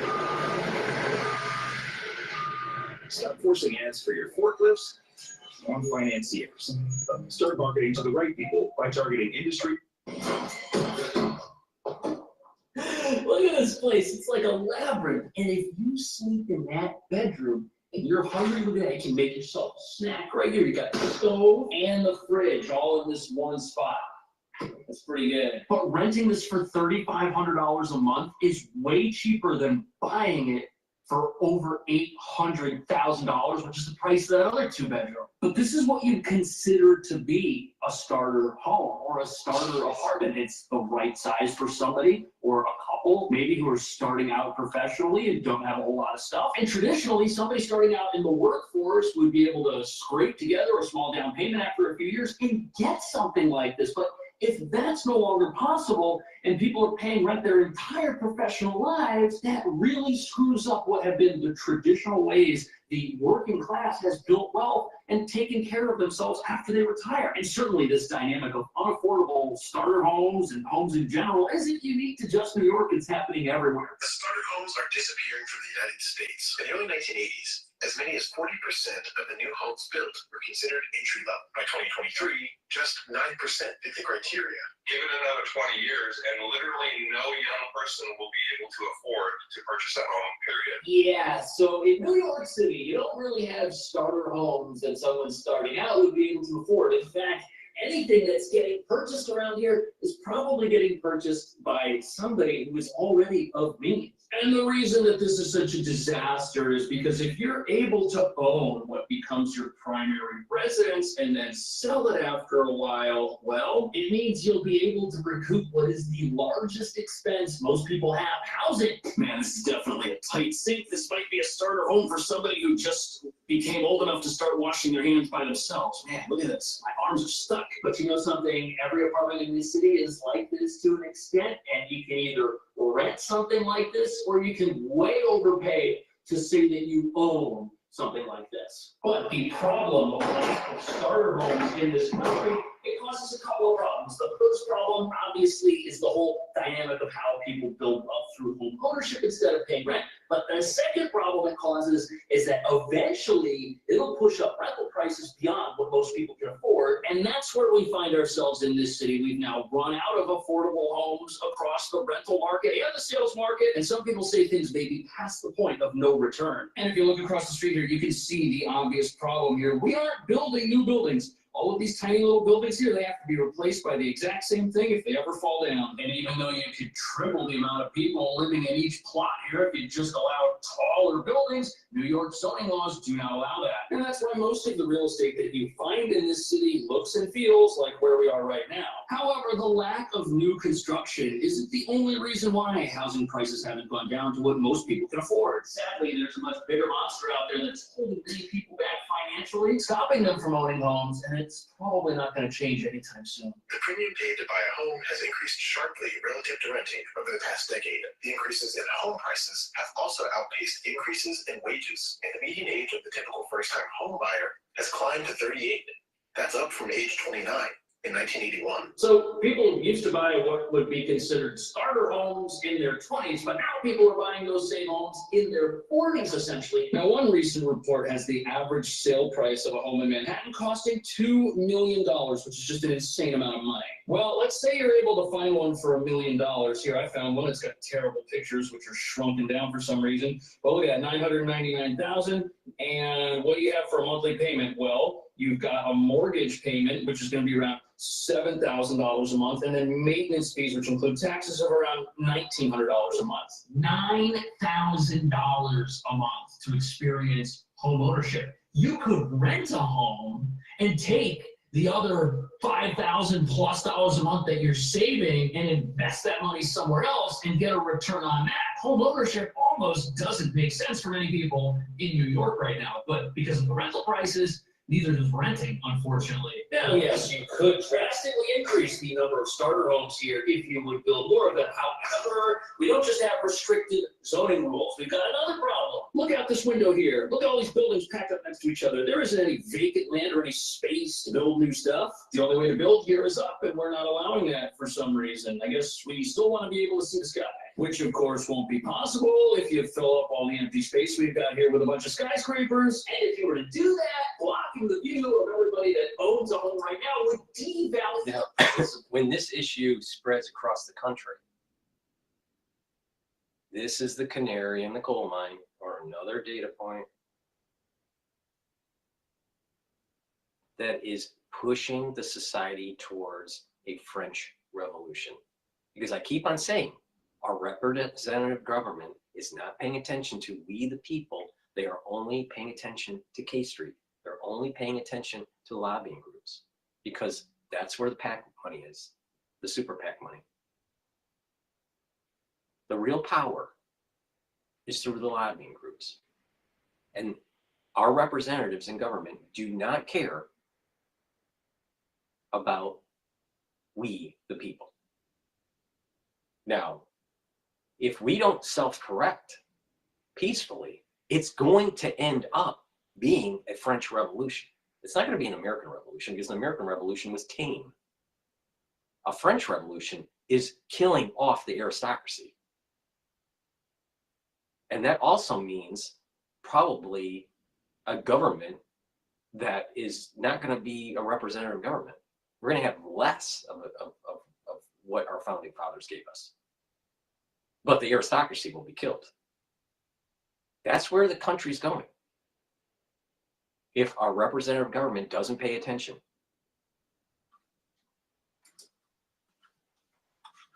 Films revealing that people who already own something now are totally against the idea of newcomers to the homeownership game like me or you, which has a lot to do with why there's so much opposition to new home construction or taller buildings in general. However, New York City is so much further down the doom spiral of unaffordable home prices that it should be serving as a canary in the coal mine, so to speak, for other cities that don't want to build homes either. Only it isn't able to serve in that manner for itself for some reason. Now, new data backs it up. Rents have been steadily rising in New York City in recent years, but incomes have not kept pace. The Fiscal Policy Institute just released a report that found that median rents in New York City rose 18% between 2019 and 2023.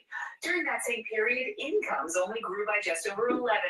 So the only way that incomes can rise slower than rents are rising is if you have a shortage of places to rent, which is where we are right now. We're actually in the worst housing crisis New York City has seen in the last 50 years. It's crazy. 1.4% of apartments are even available to be rented. And right now the average upfront costs to rent something are $13,000, an amount of money that would bankrupt most people. And what that creates is a situation where you have people who are stuck in an apartment where they might be paying too much to move, or where they might be missing out on certain aspects of life, but moving from that apartment would cost so much money that they end up staying there. And God forbid you lose your security deposit when you move. Oh man, that's an extra month of rent on top of that $13,000, and then the movers, I mean, you could be paying $20,000, revealing that everyone who rents here is a prisoner to some extent. Now, some of you might be thinking, well, if renting's a bad move, and if housing demand is so high, why don't I just buy every place I live in? For example, if all I can afford is a studio apartment for a couple $100,000, if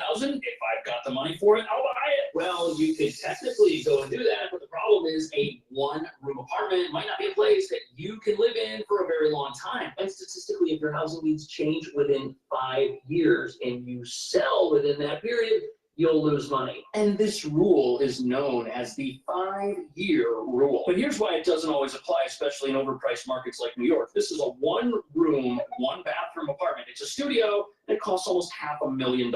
And if you look down here, the last recorded closing was back in 2016 for around the same price, which is what it's selling for today. Whoever bought this thing 9 years ago is gonna lose money on it. And even if they sell it for the exact same price, they still have to pay the broker's commission. They have all the costs of owning it, the carrying costs. And if the home you buy here doesn't go up in value, that could blow up. This is the sign that you keep on raising the cost of the homes. Eventually it hits a max, and those last buyers end up starting to see the downfall, and you're right at that point. The problem comes in is that people's incomes haven't grown enough to be able to support the outlays to purchasing those homes. So you're not gonna, it's gonna be hard to find buyers. So they'll keep on dropping and dropping and dropping and dropping. But I mean, think about it. It's the same issue with the banks, all right? You can't have a society where the price of homes grows at 10, 20% year over year or every 3 years, while your income is only growing maybe 3% or 4%. That differential doesn't square well. So you can't afford the rising home prices. Now, take a look at what's going on with the banks. Because Wall Street keeps on pushing for further revenue, the banks are trying to grow at 15%, 20%. But how do you grow a bank, the banking industry, at 10 or 15% year over year or even every other year when the economy can only grow at 3 or 5% a year over year? So Wall Street signals to the banks, you have to grow or we're going to short your stock unless you're growing 15%. So what happens is the banks find ways to increase fees or take risks in the market. So they're trading revenue. But the bottom line is this, it's a system that will collapse because it's not sustainable. And this is the reason why in the Bible, it talks about don't overcharge. It talks in the Bible about problems with interest, charging interest. We're seeing the wisdom of the usury laws that are in the Torah. We're seeing the wisdom of this. Don't do it. If you do, this is what's going to happen. So now you have this huge disparity between the haves and the have-nots. So you have a system, a financial system that is geared for more revenue, more profitability, faster than the economy. Now, really, be honest with yourself. How can you justify the growth of the financial industry in the United States to grow faster than the real economy? Unless you're playing financial engineering games. The same issue, how can you justify for stability the housing industry when the rate of sale price is growing faster than the actual economy or people's income levels? Because as the value of those homes go up, those municipalities are going to reassess the property and charge higher property tax. So the municipalities want the rising increase of home prices because they'll be able to assess at a higher level. If you don't believe me, look at what happened when Lehman, when they had to reassess and cut down the value of the property. So the bottom line here is this, it's an unsustainable system. It's going to crash.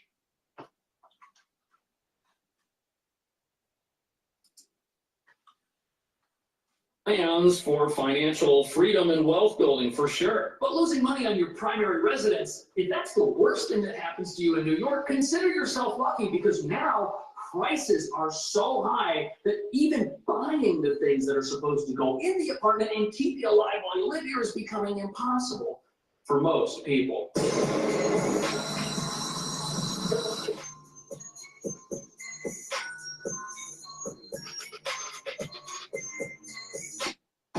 Bridget, I am going to ask you the question. Are you okay? No! So, Bridget, this is crazy. $2.49 for the basic Walgreens water brand. That is crazy. But it's not just Walgreens. $2.50 for water. I mean, get real. Get real. And most likely that's fluorinated or has microplastics in it, so it's really bad for you. But the point here is that it's unsustainable. The root cause of some of this over exuberance in the market, and the market's still going to go up. I wouldn't be surprised if the S&P 500 hits 7,000 in 2025 or early 2026. It's very probable. But the system is not sustainable in the long term. store here that sells anything has prices that are much higher than most people expect. And in fact, they're so high that many people are having problems feeding themselves. And food insecurity is a real deal here. Young people are also trying to pay their overpriced rents. 85% of New Yorkers say the cost of food is rising faster than their income. Nearly half of the people surveyed say it's harder to afford groceries and find themselves cutting back on healthy stuff. You know something? This sounds just like the housing market. 85% of New Yorkers report that the costs to buy food are rising way faster than they can afford, with things like cereals and baking products being 26% more expensive than they were in 18. Milk and eggs, those are up 25%. Fruits and vegetables, those are up 17%. And astronomical grocery prices are just another way the middle class here is being squeezed and forced out of this city. Basic apartments, those cost too much. Basic foods at the grocery store, those also cost too much. Now, food prices are rising due to factors that are related to the production of the very foods we're consuming, yes, but that's not the only reason prices are high in a city like New York. You've got other issues like theft, which causes a lot of stuff to get stolen. And if people are stealing their groceries instead of paying for them, that's just going to jack up prices. And 93% of grocers said they were shoplifted from in 2023. That's absurd. But that's not the only problem we've got in New York. You've got the high rent, you've got the high cost of labor. All of that jacks up the price that a given thing of rose oil moisturizing hand cream has to sell for. But out of control rent's not the only problem a store like this is going to have. They've got out of control utility costs as well. Any business that uses water for any reason now has to pay more for it because of new taxes that the city charged itself and then passed along to landlords and companies like this grocery store. But it's one thing to have high rent along with a high cost for obtaining the products you want to sell in your store. At least you can account for what those are. They don't typically change on a week-by-week basis, but shoplifting, that is unpredictable. A store could be fine for a while, and then it could get hit big time. And massive amounts of products could get Tide powder to wash your clothes. Almost $16. But the Democrats want you to worry about, U.S. aid being cut, or, Kash Patel run the FBI. Your representatives want you to look somewhere and focus on the eye candy and maintain your bread and circus, buy your Doritos and watch the football game, and not really focus on your representative government not caring about you, not paying attention to your needs, not paying attention to the damage that they are creating. And they are only focused on K Street.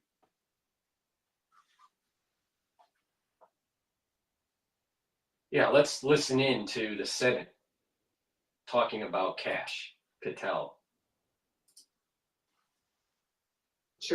Of the Department of Justice, the U.S. Attorney's Office, the FBI is really key to all the work and the belief in our justice system. And I am shocked that our Republican colleagues have not signified any concern about this nominee. A nominee, in addition to the arguments made by my colleagues, a nominee who said that he should close down the FBI headquarters where they do all the terrorism and they coordinate the cyber investigations.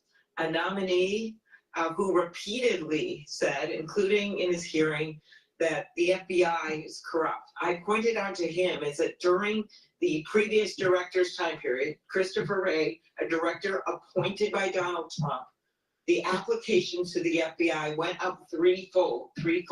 To me, that shows that people view the agency with integrity. Do they agree with every prosecution ever made? Of course not.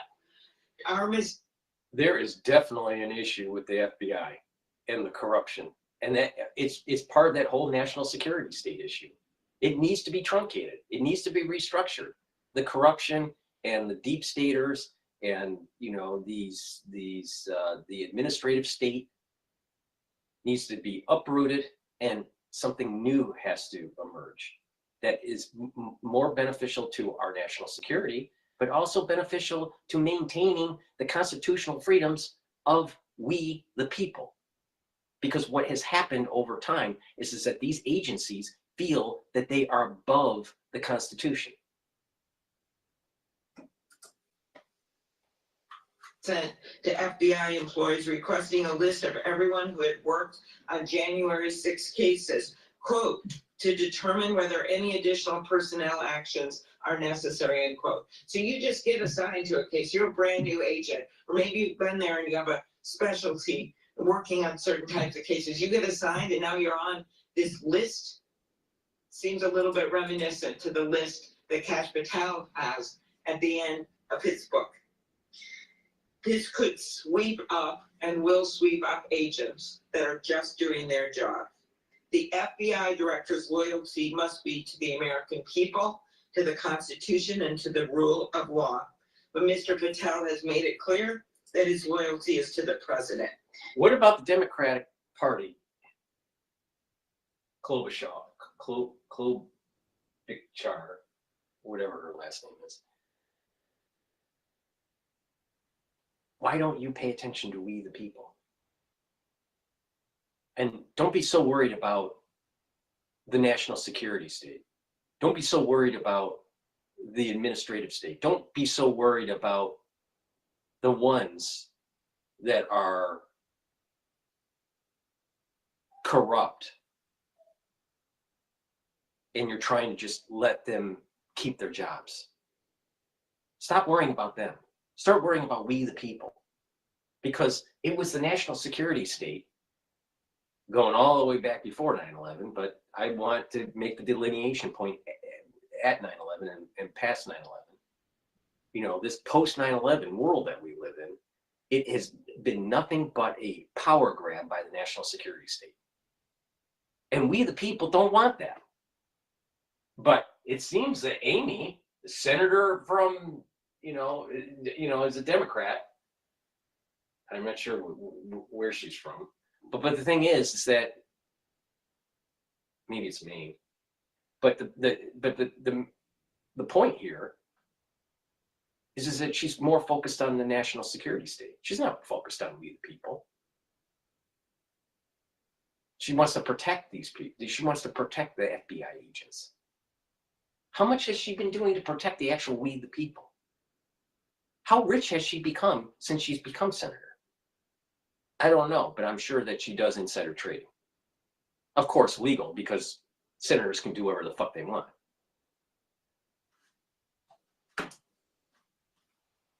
Enforcement agency involved in investigating crimes and keeping the American people safe.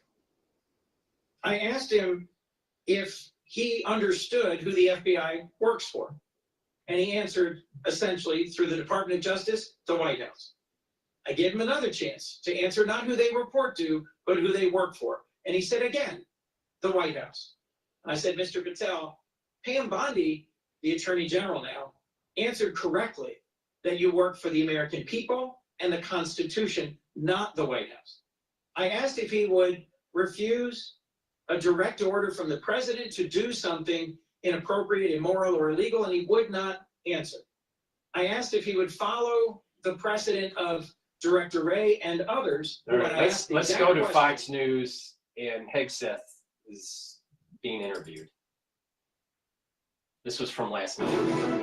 The president has spent basically his entire public career criticizing foreign entanglements, nation building, sending American troops to fight abroad, particularly in the Middle East. This plan seems like it could ultimately involve all of those things.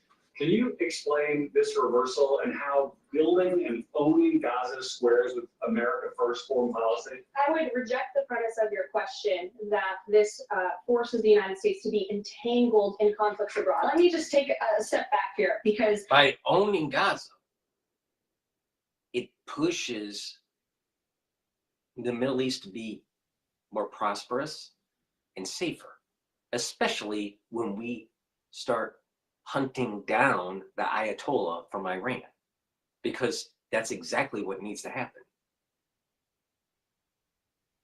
That is America First policy, because what do we want? A never-ending war in the Middle East again? Do we want to continue on funding Israel and funding the Palestinians into perpetuity? Isn't it better to get the job done now? Isn't that the better way to deal with it? Or just want to kick the can down the road and we continue on wasteful spending on both sides, on the Israeli side and on the Palestinian side, because Americans are stupid?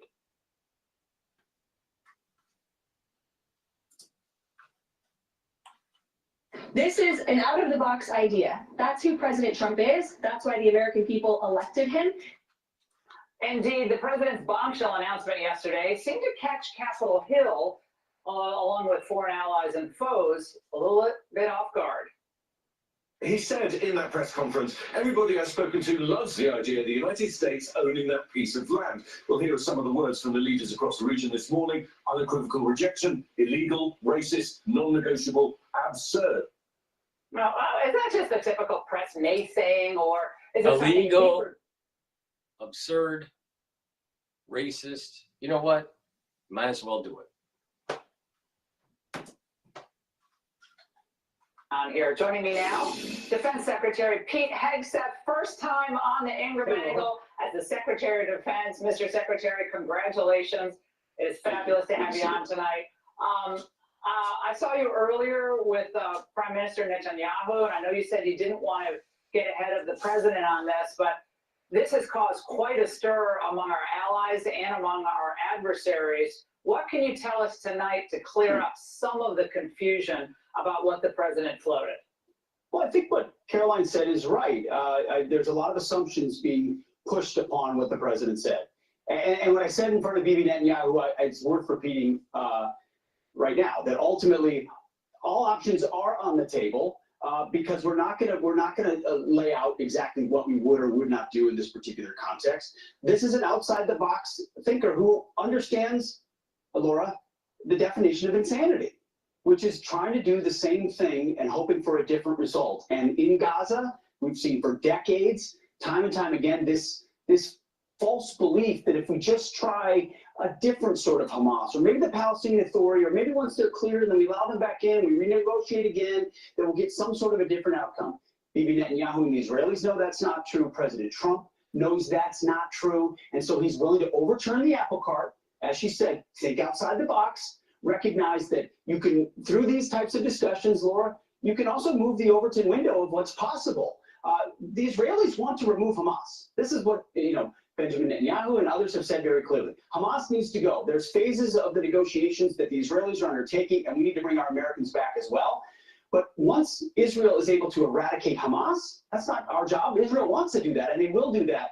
The status of Gaza after that is a conversation that President Trump is willing to have. What is its status? How is it actually guaranteed? And Laura, you and I have talked about this too in the past. I'm a veteran of the wars in Iraq and Afghanistan. I recognize what entanglement in the last 2 decades has looked like. President Trump was one of the first people to call the Iraq War a dumb war. And that's not to impugn those that served there. I love the legacy of those that served there. But the recognition of the result is that we got entangled for decades, and what did America get out of it? So he knows that. He's led the charge on raising the alarm bells about that. That's not what Gaza is about. Gaza is about keeping all options open, recognizing the support of an ally, and thinking outside the box, and who knows what happens after that. Do you know if the president checked with Jordan or any of our Middle East allies before the announcement yesterday? I mean, and again, I don't know if this reporting is accurate. I have no idea, Mr. Secretary, but reports are that the chief of staff was taken aback by the announcement, that others in the room were surprised by the announcement, which is, it's not negative or positive, but if a lot of people are taken by surprise, you can't be surprised that the reaction is whoa. Well, I wasn't surprised, Laura. I appreciate the robust conversations that go into how the president makes decisions. Nobody talks more to allies than President Trump. No one's done more for that region. No one's brought more peace through the Abraham Accords, through working with neighbors. He also recognizes the obvious. I mean, think about the indictments on Gaza from, say, the left for the longest time. It's an open-air prison, is what they say all the time, trapped by the Israelis. Well, what if we open the door and allow people to actually leave if they wanted to leave temporarily or for a longer term? He's simply asking the question that others won't ask. Okay, in the Sinai, Egypt, or in Jordan, would you be willing to entertain it? What would be the terms by which you would? I know he's had those conversations. I know he's willing to have them. He's also talked about other countries being willing to open their doors and recognize reality as far as helping to fund those types of things. So it's been a static conversation for far too long, which is why I think you saw Prime Minister Benjamin Netanyahu right next to him saying, this is a disruptor, outside the box thinker. We need new ideas in a place where it hasn't been disrupted for a long time. So there are people that will be caught off guard. That's something the president's willing to manage. But those of us that were there at the press conference, we're not surprised that he'd think differently, because that's what he got elected to do. Could you envision? I want to know. I like motivating people. I like being told what to do. Could you envision U.S. boots on the ground to manage this takeover or rebuild? Would that be a possibility?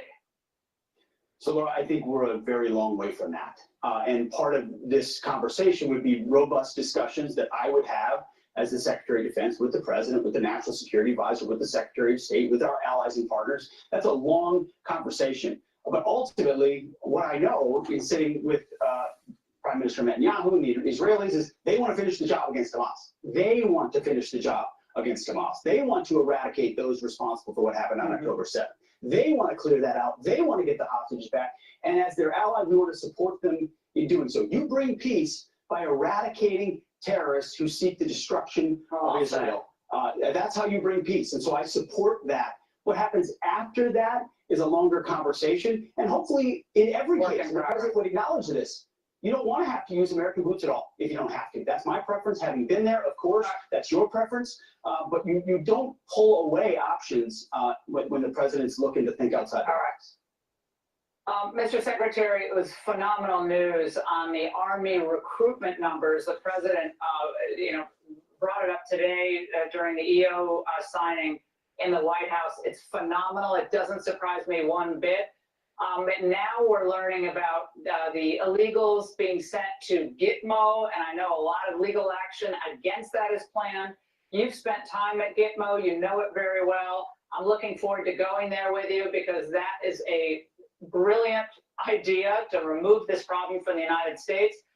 What do you expect the U.S. response will be, and will it be successful against these lawsuits about the movement of these illegals to Gitmo? Well, let's do it, Laura. I welcome the opportunity to go there for you to see it firsthand. As you said, I spent a year there as a guard, guarding 600 or 700 Al-Qaeda Taliban types. It's a phenomenal facility built for this, which is why from the beginning I said, it's the perfect place. You've got the hardened facility for Tren de Aragua, violent gang member types who need that kind of lockdown. And then you have on the other side of the island of Guantanamo Bay Naval Station, a place built for migrants, for those who peacefully are going to be extricated out of the United States. We know there will be legal challenges. Here's what we know, what President Trump knows, is that border security and internal enforcement is national security because we were invaded for the last 4 years under Joe Biden. Tens of millions of people entered our country. We have no idea who they are. We're going to find those here illegally, prioritizing those with violent or sketchy past, and use Guantanamo Bay as a transit way to remove them and send them back to their home country. And I'll tell you this, Laura, I was down at the border on Monday, and you talked about the recruiting numbers. The morale of our military is sky high for two key reasons. It's incredible. First of all, it's the Donald Trump effect. It's the President Trump effect. They want to serve under a commander-in-chief they know will have their backs. That's number one. And number two, they're defending our homeland, Laura. I mean, we've spent 2 decades guarding other people's borders. And when you meet these men and women on our border in real time, able to defend their communities, their families, their churches, their school, they love that. They're motivated by that. And they know we will have their back. So this is part of a real solution to a real problem that the president promised the American people, and he's delivering. So will there be legal battles? That's what they always do. But we know we're standing on high ground. The military is capable and able to do this, and we're excited to be a part of it. And Mr. Secretary, I know you're involved in the conversations about that horrific accident at Reagan National Airport, Black Hawk helicopter involved with that. Do we know anything more about why perhaps that Black Hawk was flying at an altitude that it shouldn't have been flying at? And of course, concerns among the public with the deep mourning for all those lost about whether pilot error or tower error had anything to do with this. Do we know? The investigation is ongoing, Laura. We have learned more because of black boxes and tower communications. It appears there was some sort of altitude issue. I don't want to get any further than that out of respect to all the families involved, all those who deserve a fair and thorough investigation. I had a chance to talk to the 3 families of the soldiers that were lost. Obviously, they're devastated, absolutely devastated. We pray for them. We pray for all those on that airline. And we're taking steps along with Sean Duffy at Transportation and the FAA to ensure that that area around Reagan National is treated differently so that something like that does not happen again. Because flying in anywhere should be safe and just a second, not even a second thought. So we're doing both the FAA investigation, but also our own internal. And when we know, you will know. We want to be fully transparent about this. All right, Mr. Sec. Please go to my store, the-studio-reykjavik.com. Help support your health and help support the work that I do by getting the probiotics and the other supplements that I offer. Let me talk about the 2 different probiotics that I have. The veggie cap version and the powdered version. Now I take the powder version usually. I mix it with hummus. You can mix it with yogurt, mix it with filtered water, your choice, all right? Or you can just take the veggie cap. Both are very high quality probiotics. And probiotics, very high quality ones, will bring down inflammation in your gut, improve your metabolism, help you to absorb your nutrients better, maintain and improve the mucosal lining, the inner lining of your gut, reduce leaky gut syndrome, improve your immune system, and improve the communication between your gut and your liver. Your liver is a major detoxification organ. And by having a good gut biome, you're going to improve your skin, your hair, your nails, and you're going to improve the communication between your gut and your brain. Your ability to sleep better at night is going to improve with a good gut biome. You're going to be able to have mental acuity, higher mental acuity, and you're going to reduce the potential for depression. There is an association between poor gut biome and depression and lack of sleep and mental acuity. So please take my advice, improve your gut by taking a high quality probiotic. You can get it in the powdered form on my website or in the veggie cap version. Take either one, very high quality, improve your gut biome. It's a major organ to target to improve your health. Please use discount 5 and you get $5 off. Make sure you go to my website, the-studio-reykjavik.com. All right, let's go to live now. Let's see if they're playing anything here. You are watching live now from Fox. We're going to head live to Capitol Hill for that hearing as we await some of these other live events. We'll be right back. All right, so they're in commercial breaks. So what I'm going to do is I'm going to go to Bloomberg here. Since the pandemic, because people went back to in-person fitness classes at gyms, no longer using their Pelotons. John, as you say, kind of hanging their stuff on their Peloton bikes. We had to pick one up at a discount. At a discount. Really expensive clothes hanger. Yum Brown brands. What's going on there? That stock is having a really good day. Actually, it's best since 2020 and on track to close at a record high. If the gains continue, this is, of course, also after strong earnings results, but specifically thanks to Taco Bell. Yes. That was apparently a hit during the quarter. The chain announced the revival of a few famous products from the past few decades, and also launched crispy chicken nuggets that apparently is paying off for young brands. Now, they also have Pizza Hut, right? So, yeah. Now, here's my Pizza Hut call. Bear with me here, John. Growing up in the New York, New Jersey area, I know pizza, all right? However, going to school down in the South, no pizza. So I came to appreciate Pizza Hut. And if you ever tried to order, I just want a slice at a pizza parlor outside the tri-state area, forget it. They're like, look at you, like you're nuts. But you're in Richmond, Virginia, you're in Durham, North Carolina, and you're a hank for pizza. Pizza Hut, it fills the bill, I'm telling you. I remember it was famous for, having cheese in the crust. Yep. Back in the day. Yep. I don't So know. anyway, Young Brain's a little bit of a mixture there. And you can talk to Michael Hanlon. He covers the restaurants for Bloomberg Intelligence. It's all about obviously the health of the consumer. And when you think about that, you see that immediately in some of these fast food type of places and just in the dining expenditures where people spend their money on dining. And you see that immediately. And it's a great read on the consumer, I think. And as cannabis sales increase, there's always the Spicoli effect. So That's right. The Spicoli effect. Alex has no idea. The Spicoli is. No. We'll have to educate her someday. All right, let's talk these markets here. Let's talk technology in these markets. Is technology still a leader for these equity markets as it has been forever? Shana Sissel joins us. She's the president and CEO of Brighteon Capital Management, joining us here. Shana, a couple of weeks ago, it seems like a lifetime ago, there's this thing we all learned about DeepSeek. And I know you guys spent a lot of time thinking about investing in technology, broadly defined. How did you guys think about this DeepSeek and what it may mean for technology investing? So my general rule of thumb with any kind of news is if it makes me have a very visceral response, that I should step back and read. And so that was my initial response. The market, however, does not have the focus and the ability to necessarily do that, so it freaked out. As I learned more, I became less concerned about the DeepSeek threat and what that means for China as a competitor in the AI space. There's a number of things that stood out to me that made me think like, okay, this is no different than any time a Chinese company knocks off a American shoe brand or anything else. It's very similar, but there's more of a concern here. If we thought TikTok was a concern from a national security perspective, this is an even greater concern with its connections to the CCP through their app. So while there's definitely some interesting aspects of the open source code that can be used by Amazon or anybody to leverage, the actual app itself and the things that relate to that I'm less concerned about.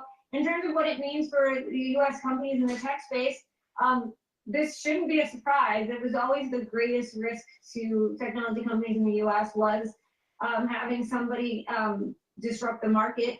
But I think it's a bit overblown. And quite frankly, I think we've been complaining about valuations forever. And this solved our problem pretty quickly.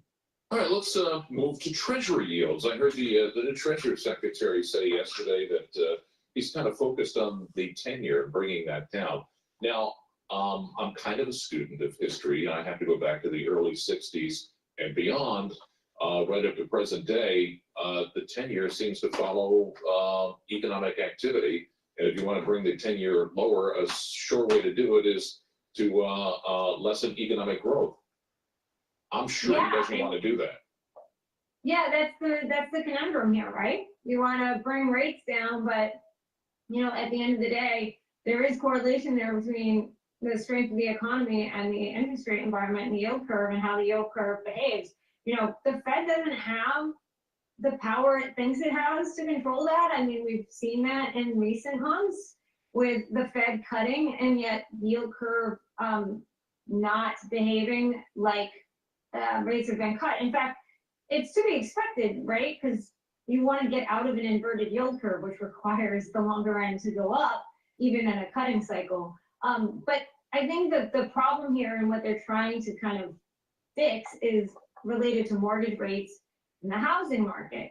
And I don't know that there's an easy fix to that. But I am concerned that there's this belief that if they just cut rates enough, they can fix this problem, because I think it's not that black and white. And there's a high probability of a potential mistake being made if they go in with policy decisions thinking that it is that easy. Shana, I know you work with your clients talking about alternative investments here. Where do you see the greatest opportunity in alternatives here? Private equity, private credit, hedge funds? Where are you spending most of your time these days? So more hedge fund-like strategies. Private equity, private credit are kind of sensitive to the interest rate environment and also sensitive to public market betas. in the hedge fund world, especially if you believe that there's going to be increased volatility, hedge funds and hedge fund-like strategies are great diversifiers. So for example, last week, there's a ETF, BTAL, it's the AGF US anti-beta fund, long, low beta, short, high beta. That product did remarkably well when we had the big DeepSeek threat sell-off. And that's exactly what you want in those types of products, and that's what hedge fund-like strategies can do, is provide you that downside protection when the market is under significant stress. Managed futures is another example, like a CTA ETF. And then when you move into the hedge fund space where they can use leverage more as a tool, you can get even greater benefit as a diversifier and as a downside protector. But it's not sexy, and people forget that like these aren't meant to outperform the market. They serve a purpose in your portfolio. I like to think of it as like home insurance. Like you hope you never have to use it, but you would never not have it because you need to be able to manage the risk. And that's exactly how I see those types of strategies. This year, I think, is the year where these types of strategies are really going to show their worth because I think the market's going to be quite volatile.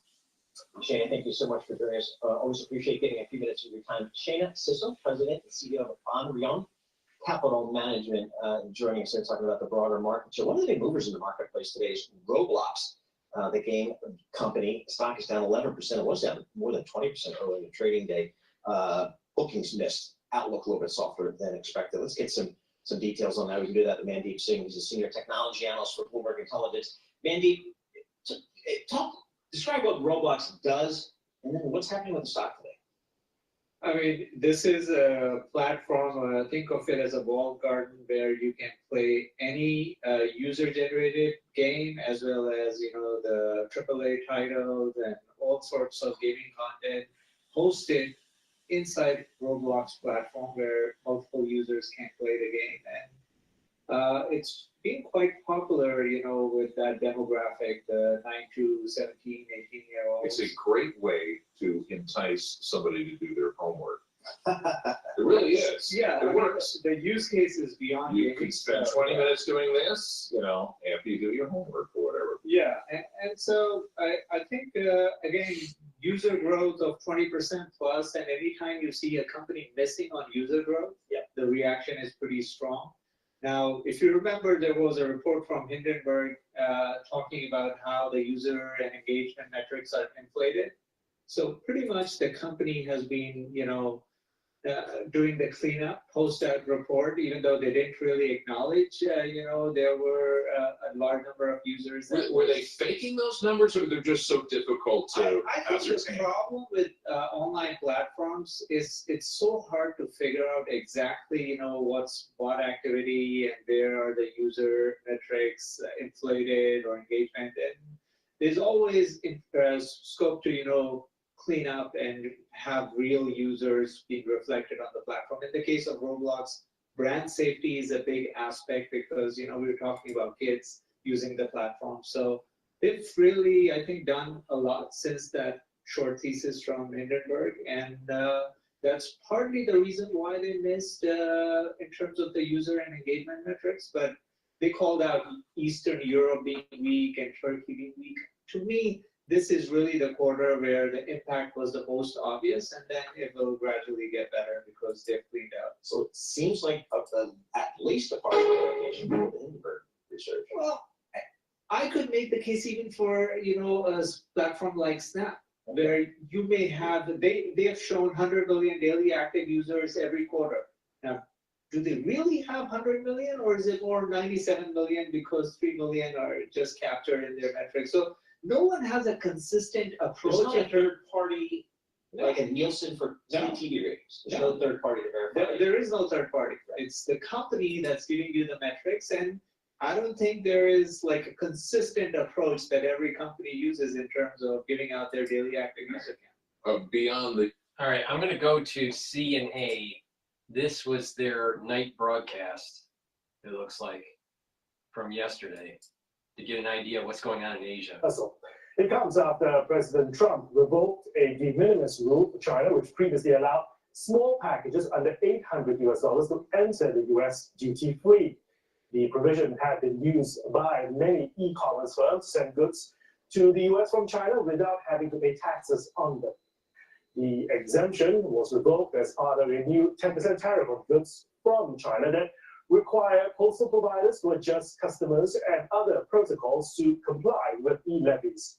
Some international couriers, including FedEx and SF Express, have said that they will continue to send packages to the United States. Hong Kong's Commerce Minister says that its government is considering launching a dispute with the WTO, but has dismissed concerns about the policy's impact. Meantime, the US Postal Service's About turn adds to the growing confusion over how to deal with the new tariffs. For more analysis and insight, we're joined by Qi Wang. He is Chief Investment Officer, Private Wealth Management at UOB Kay Hian. Qi Wang, good to have you on the show as always. Now, with the de minimis exemption taken away barely a day, now the US Postal Service has done a U-turn, accepting parcels again from China, Hong Kong. What's behind the thinking here? Well, I kind of show you that this whole so-called trade war just started,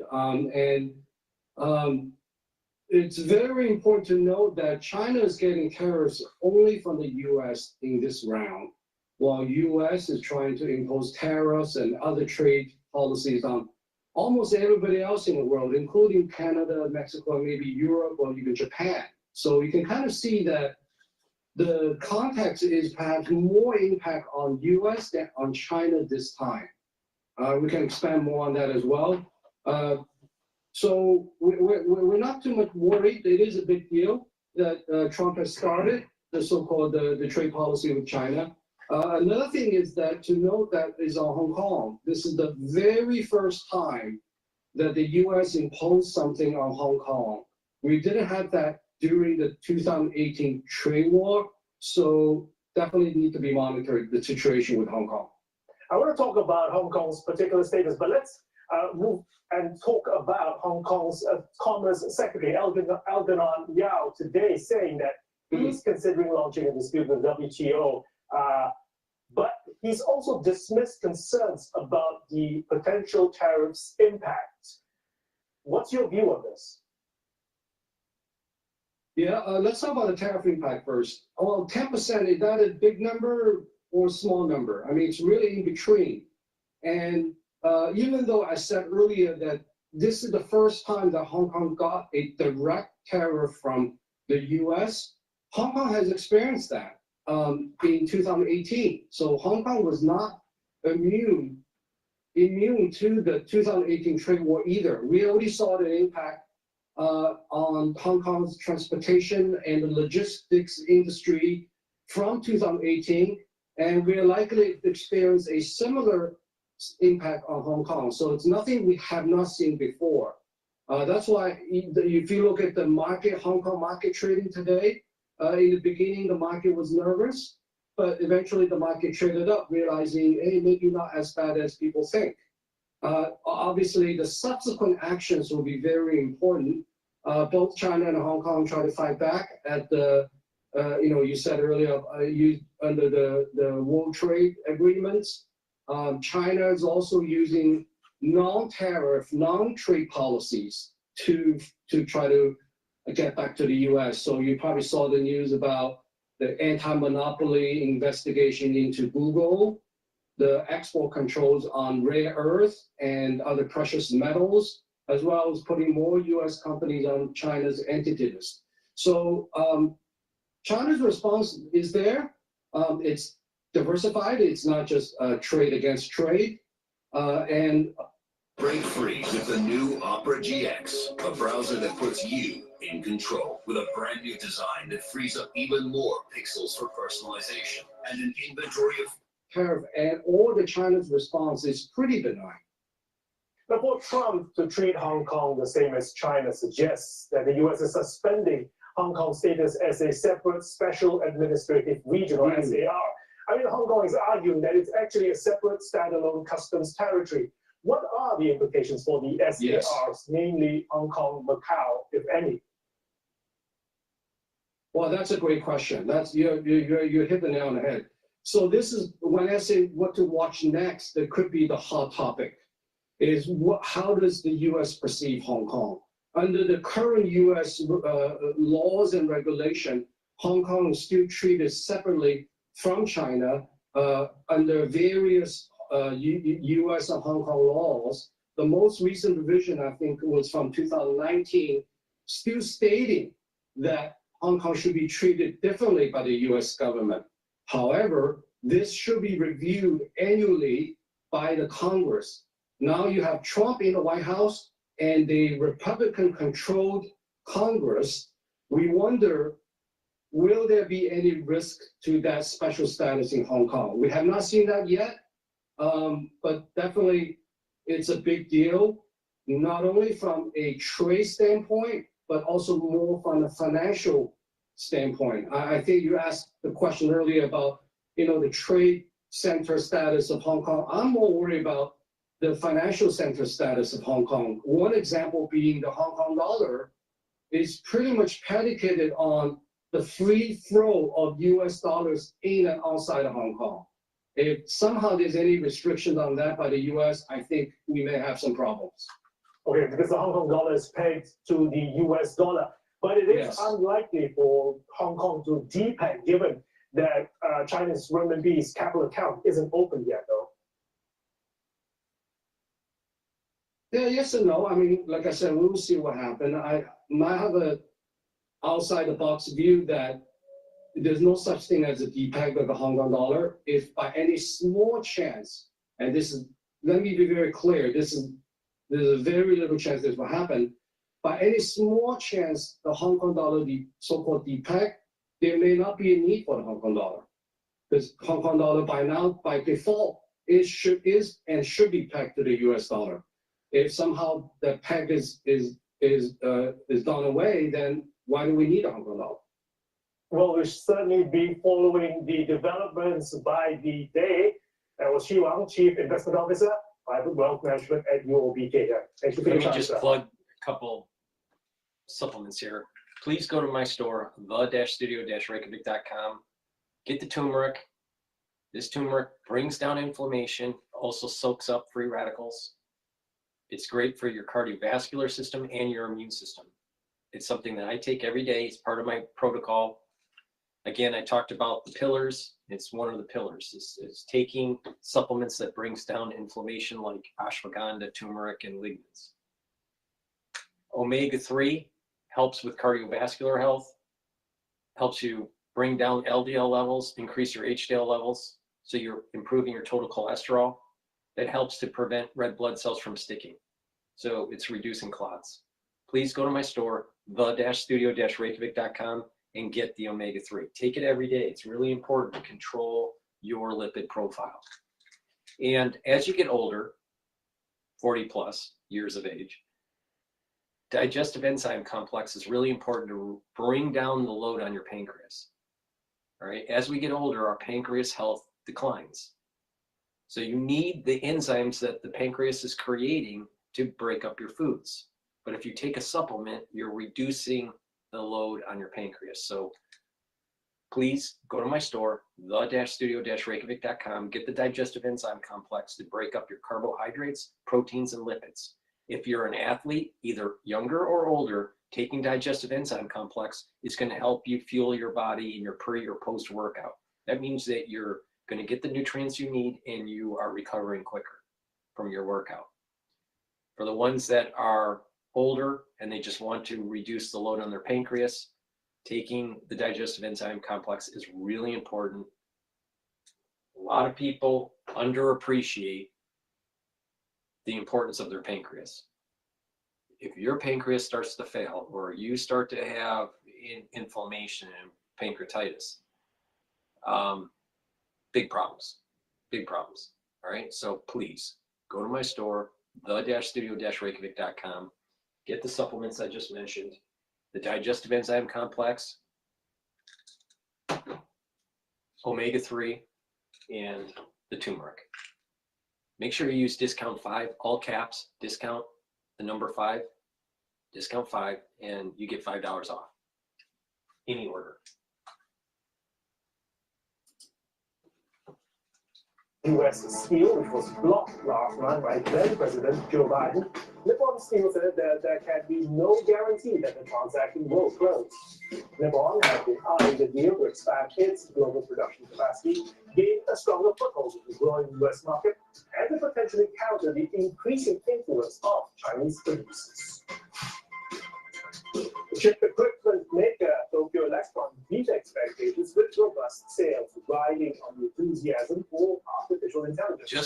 Just to remind the audience that's watching the live stream on Rumble and YouTube with the dashboard, you can join X Spaces. You can ask a question. This is supposed to be an interactive show, so if you have any questions or if you want to give me your opinion on some of the current events that are taking place, please do. Its results. All right. So what I'm going to do is I want to pivot to Bloomberg here for a sec. Here, they're talking about air traffic controllers.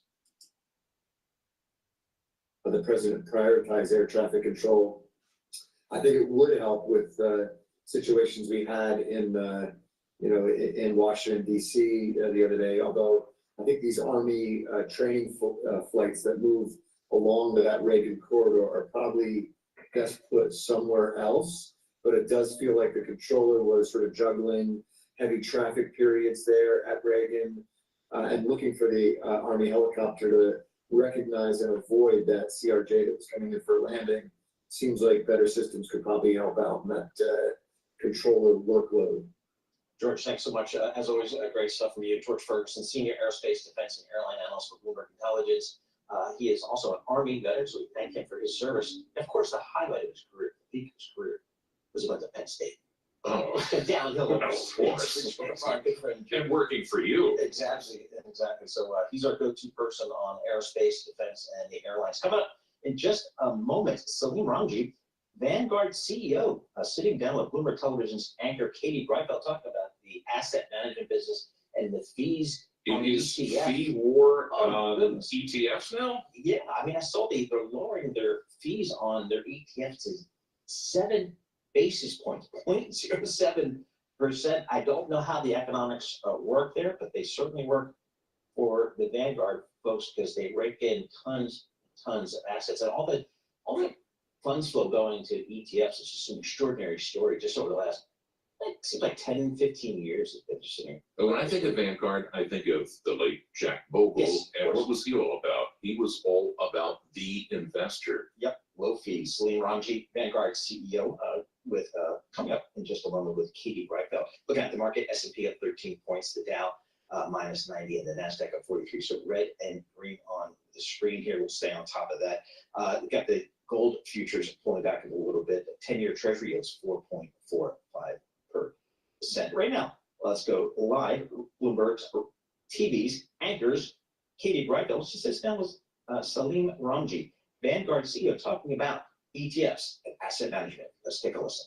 Our TV and radio audiences worldwide. I'm pleased to say we're joined by Vanguard CEO Salim Ramji in an exclusive conversation. Salim, great to have you with us. So we all saw the ripple effects. Great to be here, Katie. Thank you. We saw the ripple effects from Monday's move, and your average fee now is just 7 basis points across your lineup. The industry average, for context, 44 basis points.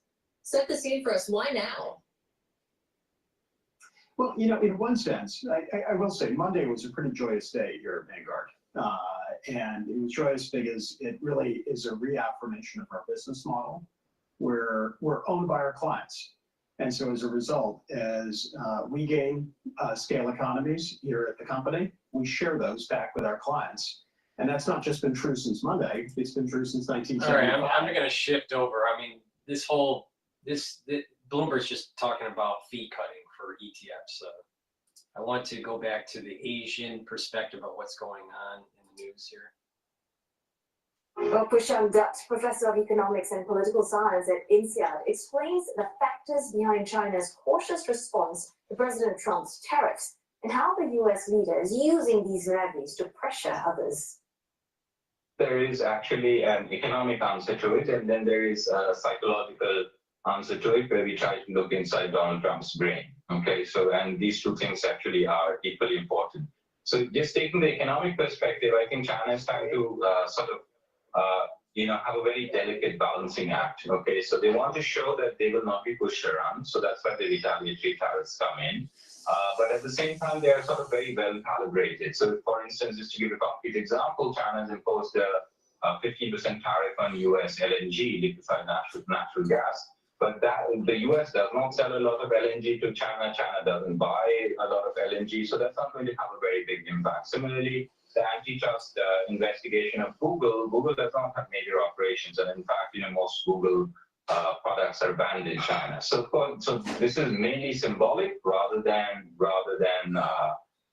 something effective. They are essentially signaling that they are open to negotiations and that they would want to talk to the Trump administration. And then we'll have to start thinking about what does the Trump administration actually want. Like, are they really serious about the welfare, well-being of citizens of the United States, or is it just Trump actually seeking to show a win there? So I think from Trump's perspective, what you really would want is signing a deal with a lot of favorable media coverage, maybe on the Great Wall of China, okay? And the consequences of it and the details of it, I think, are far less relevant to him.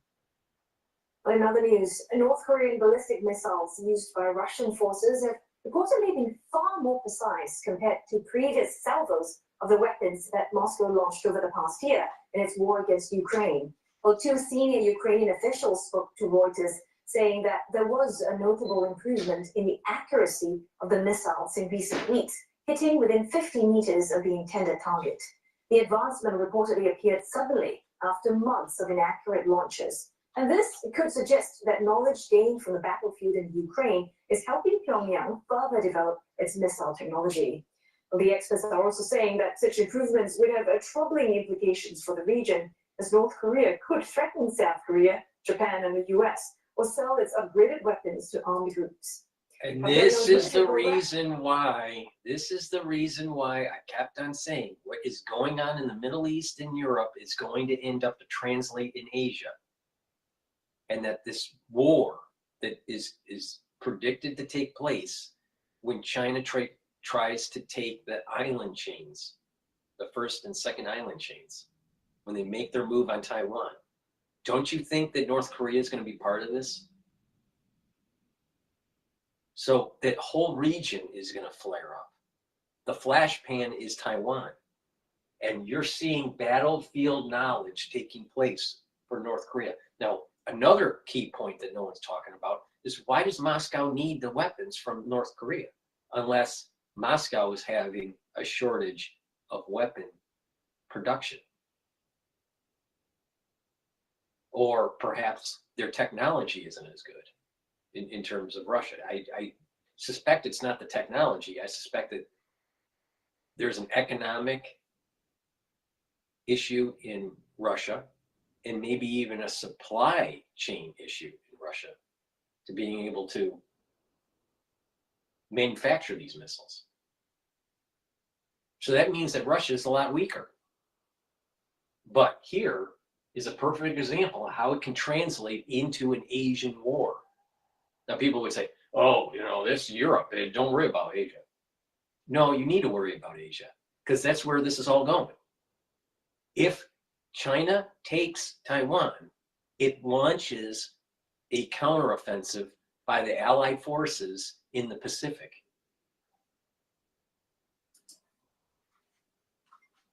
Have developed rapidly in recent years, the country claims to have produced short and intermediate range missiles that can be tipped with nuclear warheads. North Korea had never tested its new weapons in combat until its involvement in Ukraine. Now, South Korea is planning to install bird detection cameras and radars at all airports across the country. But that's after the Jeju air crash that killed 179 people in December. Investigators are still trying to find out what caused the Jeju air disaster, the worst of its kind in South Korea. Authorities are also saying that they'll try to move orchards and food waste plants, places that attract birds, away from airports. And they'll also increase the use of sound devices to scare away those birds. The pilot had warned of a bird strike before the crash, and feathers were found in both engines of the plane. Now, a complex attempt to rescue a truck driver who was swallowed by a sinkhole in Japan has reached the 10-day mark. The 74-year-old man, who has been uncontactable since the incident, remains missing as of today. But in what authorities call a step forward, they have located through a drone survey what appears to be the truck's cabin, some 100 meters downstream in a sewage pipe. Authorities say physically reaching the deformed mass or metal remains a challenge due to the presence of hydrogen sulfide, a toxic and flammable gas, in fast-flowing sewage water. Officials have also asked fire departments, as well as the country's self-defense forces, for help. Rescue has been repeatedly hampered due to the growing sinkhole in Saitama, just northwest of Tokyo. It's now almost the size of an Olympic pool, with a 50-meter radius area around it, under a safety advisory due to unstable ground. A Japan Airlines plane collided with a Delta Airlines jet on the ground in Seattle, US. This comes a week after the deadly mid-air crash near Washington, D.C. that involved a passenger plane and an Army helicopter. In the incident, a taxiing Japan Airlines Dreamliner aircraft reportedly struck the tail of a parked Delta Airlines aircraft. The U.S. Federal Aviation Administration has paused some flights to the airport as a result of the incident and is investigating the small crash. Delta Air said all its 142 passengers have been transferred to another plane with no injuries reported. The Panama Canal Authority has denied a claim made by Washington that American government vessels will be allowed, to transit the vital waterway for free. It released a statement saying that it has not made any adjustments to the tolls and other fees for transiting the canal. Well, this directly contradicts the U.S. State Department's claim that government vessels can now transit the Panama Canal without charge fees, saving the administration millions of dollars a year. Well, the State Department made the remarks in a post on X alongside an image of a naval vessel entering the canal. This latest controversy comes after U.S. President Donald Trump reiterated his vow to take back the Panama Canal. He's warned of powerful action against the Central American nation as a diplomatic dispute with Panama escalates over China's alleged presence around the canal. Now, the Trump administration is walking back the president's proposal to move all Palestinians out of Gaza and take ownership of the territory. The U.S. leader called for the permanent resettlement of Palestinians from the war-torn enclave and suggested deploying American troops there as part of a massive rebuilding operation. Well, the shock proposal has received swift and widespread opposition from officials around the world, but Israeli Prime Minister Benjamin Netanyahu praised it. But the actual idea of allowing first Gazans who want to leave, I mean, what's wrong with that? They can leave, they can then come back, they can relocate and come back, but you have to rebuild Gaza. If you want to rebuild Gaza, you can't have, this is the first good idea that I've heard. It's a remarkable idea. Mr. Trump claims that leaders in the Middle East support the idea, something that the Arab states have denied. Saudi Arabia's foreign ministry reiterated Crown Prince Mohammed bin Salman's commitment to establishing a Palestinian state and said this position is non-negotiable. Jordan, meantime, said that its king rejects any attempt to annex land and displace residents after Mr. Trump suggested that they take Palestinians in. And Qatar, a key mediator in securing a ceasefire deal, said that it is too soon to talk about who controls Gaza as they prepare to head into negotiations for the second phase of the agreement. Well, over the United Nations, Secretary General Antonio Guterres says that the rights of Palestinians must be honored. He warned of the potential international crimes that may be committed in carrying out Mr. Trump's takeover plan. In the search for solutions, we must not make the problem worse. It is vital to stay true to the bedrock of international law. It is essential to avoid any form of ethnic cleansing. Malaysia echoed those statements from Mr. Guterres, saying that such actions would amount to ethnic cleansing and a violation of international law. Kita menentang dan kita tidak bersetuju tentang cadangan untuk mengusir secara paksa rakyat Palestin. Apa yang disarankan, apa yang telah pun dikatakan itu adalah merupakan sesuatu yang di luar fikiran yang luas. Dan ia bertentangan sama sekali dengan segala convention, segala piagam, dan segala treaty antarabangsa. The ministry said it supported a two-state solution as a path to lasting peace and stability. Indonesia also criticized the proposal. Indonesia dengan tegas menolak segala upaya untuk secara paksa merelokasi warga Palestina. So while we're having them cycle through their foreign language coverage, please go to my store, the-studio-reykjavik.com, and get the structural nano silver toothpaste. This whitens your teeth, freshens your breath, helps with your gum line health, reduces inflammation, reduces plaque, neutralizes pathogens. It has no fluoride in it. Take it every day to help to improve your oral hygiene. It's a very high quality toothpaste. And with a high quality toothpaste like this, what you're going to do is by having good oral hygiene, you're reducing the chances of cardiovascular disease and you're reducing the chances of valvular disease. Please go to my store, the-studio-reykjavik.com, and get this structural nano silver toothpaste. This is the best toothpaste that you're going to be able to get. Way better than other YouTubers are selling, all right? So please go to my store, the-studio-reykjavik.com. Get a few tubes of this toothpaste, very high quality. Go to my store, the-studio-reykjavik.com. Use discount 5 and you get $5 off any order. It's discount, all caps, the number 5, and you get $5 off. All right. Let's go back to Bloomberg here for a second.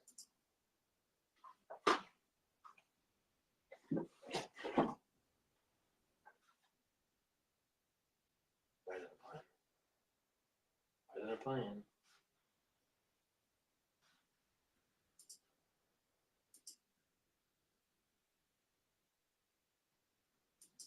I have no idea why it's not playing.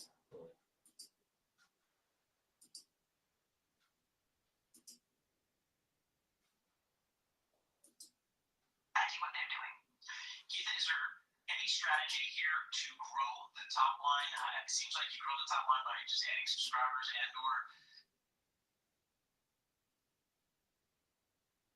and/or. Is there any strategy to actually grow the top line? Yeah, that is where we are really struggling, and that's where the company has been struggling. So they've had about 3 million, subscribers. That needle hasn't moved, Paul, now for many quarters. In fact, on the other hand, they've actually been losing subscribers. So right now, the CEO was obviously asked this question. What he said is, my strategy for the moment is, yes, we do need to reinvigorate growth at some point of time. But at this point of time, we want to kind of walk before we run. And so we're more focusing on stemming churn and stemming those cancellations, which is exactly what they actually did for the quarter that they just reported, fiscal 2Q, where cancellations came in much lower than what they had originally projected. And so that kind of caused them to revise their expectations for the full year as well. So it's more, at this point, it's really more just about stemming churn and focusing more on keeping it's more customer retention rather than customer acquisition. But I think, soon as they kind of get their bearings back, they probably will, go into new modalities and get into newer products. I asked Paul jokingly before how many suit jackets he can hang from his Peloton. But I mean, my point is, it's not just you don't just go out and buy the bike. That's not what they're really relying on. It's the subscription services, right? Absolutely. So 70% of Peloton's revenue comes from subscription. Hardware, yes, is important, but the high margin. People are tired of subscription models. They don't want to be paying an annuity to a company continuously, especially like Apple or Netflix or Peloton. These subscription business models usually fail. They're not working. Now, even software is trying to move towards a subscription model. And if you have to use the software, then you have to pay the subscription. But most customers, they prefer to purchase an item and not have that monthly annuity. But the problem is on Wall Street, A company goes IPO, they get an analyst to comment about the stock, model their revenues, their expenses, their income, and it's to constantly justify a higher price. They have to either come out with new products or new services. And a lot of these companies, the way that they try to squeeze the lemon is to get their customer base to have a monthly subscription model, because they really have nothing left in their bag of tricks. Monthly, when a company is based on a monthly subscription model, or a subscription model in general, it's the beginning of the end. It's going to fail, because the moment that people have cash flow issues, then they're going to cancel their subscriptions. So Peloton is a terrible business model. But everyone thought they would be like the next Apple. Yeah, right. Most people don't even have the discipline to get on a bike and stay on it for, day after day for a year and a half. Well, he's Yelling at people. Run! I can do that. Exactly. All right, Geetha. Hey, before we let you go, Geetha, what's kind of the most intriguing story in your media entertainment coverage these days for you? Well, lots of things for everything, really. We just had Disney kind of report yesterday. It's all kind of coming down to those streaming numbers. Yeah. We're seeing good progress on streaming profitability, and we're going to wait and see what happens when the other companies report with Warner Brothers and Paramount. But right now, what we're kind of focused on is really kind of seeing whether the Skydance Paramount deal actually goes through. There's been a lot of regulatory kind of rumblings, so that's a little bit of a wait and watch. I thought we were heading into regulatory light environment with the new administration, so maybe that'll make a difference. Yeah, we'll see. All right, Geetha, thank you so much for joining us, Geetha Ranganathan. She covers all the media, stocks, and the industry for Bloomberg Intelligence. A lot going on there in the world of global media and entertainment here. Looking at the markets here, kind of mixed. I got 10-point move higher in the S&P 500. The Dow's off about 145 points. That's 0.3%. The Nasdaq's up 22 points. That's 0.1%. So not a lot of direction. Maybe on hold, because we have data tomorrow in the form of the jobs report. Yeah, we have a jobs report and the change in non-farm payrolls. I guess the consensus is about 170,000. And the whisper number, WHIS, is the function on the Bloomberg terminal. You get the whisper number from a lot of Bloomberg users. That's higher. It's about 197,000. That's been drifting up over the past couple of days. So that's what's going to be the data point for tomorrow. We'll have full coverage of that coming out at 8:30 a.m. Wall Street time. And presumably that will be a data point for this Federal Reserve as it thinks about where to go next with rates. Coming up later on today, Bloomberg Television's Saleha Mohsen speaks with U.S. Treasury Secretary Scott Bessent at 1 p.m. Wall Street time on Bloomberg TV and radio, and we will bring that to you as well. Looking at the commodity space, pretty quiet there in WTI crude oil, around $71 per barrel. Gold takes a little bit of a break from its big rise. It's now $2,850 per ounce. Bitcoin, it's off a little bit here today, just below $97,000. Yeah, Bitcoin has been having downward pressure, I've noticed, and it seems as though MicroStrategies is pulling back on some of their purchases, is my understanding. Please go to my store, the-studio-reykjavik.com. Help support my work so you can learn about current events and what's going on internationally, domestically, how to improve your health, any scientific discoveries that I think are important to talk about. But let me talk about some of the supplements that I take to improve my health so you can follow my lead and do the same.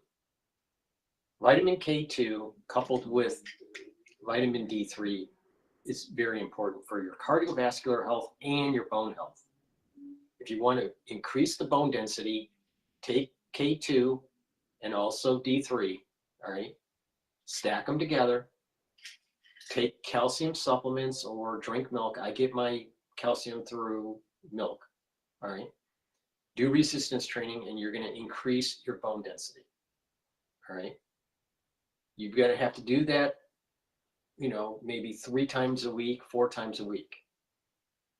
And when you do that 3 or 4 times a week for a few years, you're going to have a radical amount of additional bone density. It takes about 5 to 7 years to recycle the matrix of your bone. All right. So that means if you're going to see huge improvements over a 5-year resistance training program. All right. But you will get benefits doing it for 1 year, but you're going to get radical increases in your bone density and the strength of your body when you do that over this 5 to 7 year cycle as the bone matrix naturally sheds and rejuvenates with its osteoblasts and osteoclasts. When we get older, we have more osteoclasts and it's eating the bone. But when you do resistance training and you take supplements that are soaking up calcium and sending a signal for your body to deposit the calcium, then what happens is that you increase your bone density and you're activating your osteoblasts. So taking D3 and K2 together are really important for that, and doing the resistance training and being continuous throughout the week, but also over a 5 to 7 year period. And you radically change the health of your bones and the density of your bones. Not only that, taking vitamin D3 and K2 will help with your cardiovascular health and reduce the chances of that calcium depositing around plaque formation. So it's really important. It's a dual purpose stack. It's something that I do every day. I also have a longevity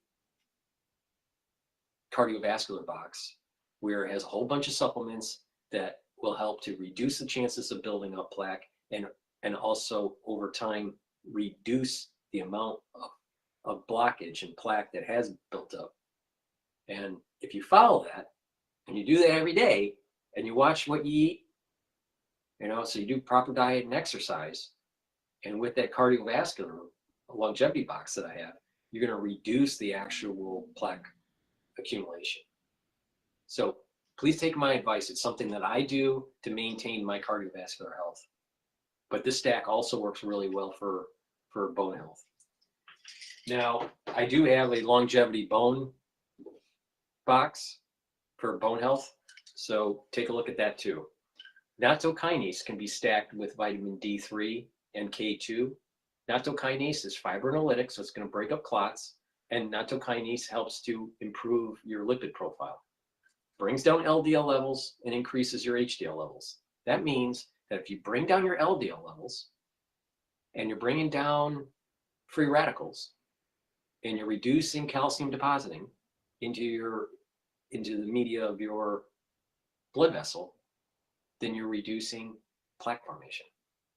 All right. So please go to my store, get the nattokinase. Stacks really well with D3 and K2. This is a powerful combo. So please go to my store, the-studio-reykjavik.com. Follow my lead. This is what I do to maintain cardiovascular health and bone health. Use discount 5 and you get $5 off. Please go to my store, the-studio-reykjavik.com. Follow my lead on the health protocols and how to stack, and you're going to see huge benefits. All right. Let's go to Fox about Tulsi Gabbard here.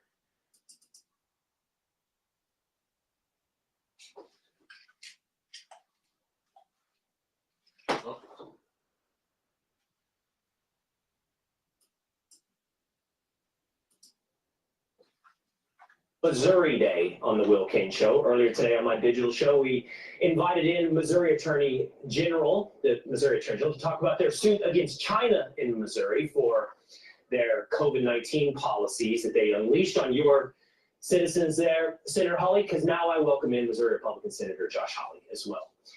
So we'll just consider this Missouri Day, Senator. And we'll also consider it a great day for what you've been fighting for in the Senate. To win over the committee for RFK, and Tulsi seems to be on a big path, a good path for her confirmation. What won over some of your Republican colleagues, some reluctant colleagues perhaps Bill Cassidy, perhaps Susan Collins when it comes to Tulsi Gabbard? Well, I think when it comes to Tulsi Gabbard, listen, you've got to admire her directness, her forthrightness, and the fact she understands she's going to be an honest broker as the DNI. She's going to tell it like it is. She's going to stop this. The last 4 years when we have been consistently misled, where the public has been lied to, they concealed the origins of COVID. They've lied to us about everything under the sun. And Tulsi Gabbard, she's a truth teller, which is, by the way, the reason why you've got all of these forces opposing her, is she's come out and said, yeah, you know what, Section 702, it really does need to be reformed. We really should stop spying on Americans. We really do need to release the information about the origins of COVID. She's taken on the biggest interest. She's taken on the established interest in Washington. They hate her. So the fact now that she's winning over the critics with her forthrightness, with her honesty, I think is terrific. And the same is true for RFK. I sat in that hearing with him. I listened to him answer his critics one by one by one. And I think it's just hard to argue with people who have the courage of their convictions. Senator Hegseth came out of the committee hearing with the support of Republican senators. On the floor in the Senate, it still came down to a 50-50 tie, requiring the vice president to step in to confirm Pete Hegseth as Secretary of Defense. What do you expect now, though, on a floor vote? First for RFK, I would assume, and ultimately for Tulsi. Do you expect the necessary number of Republicans to be there for confirmation? Well, I think it'll be close. I mean, I really do think it will be close. And, will it be more than 50 Republicans? I'm not sure. I'm pretty confident now that both will be confirmed. I think with those votes out of committee, you've got every Republican supporting them on both of those committees. But listen, I mean, Washington doesn't change easy.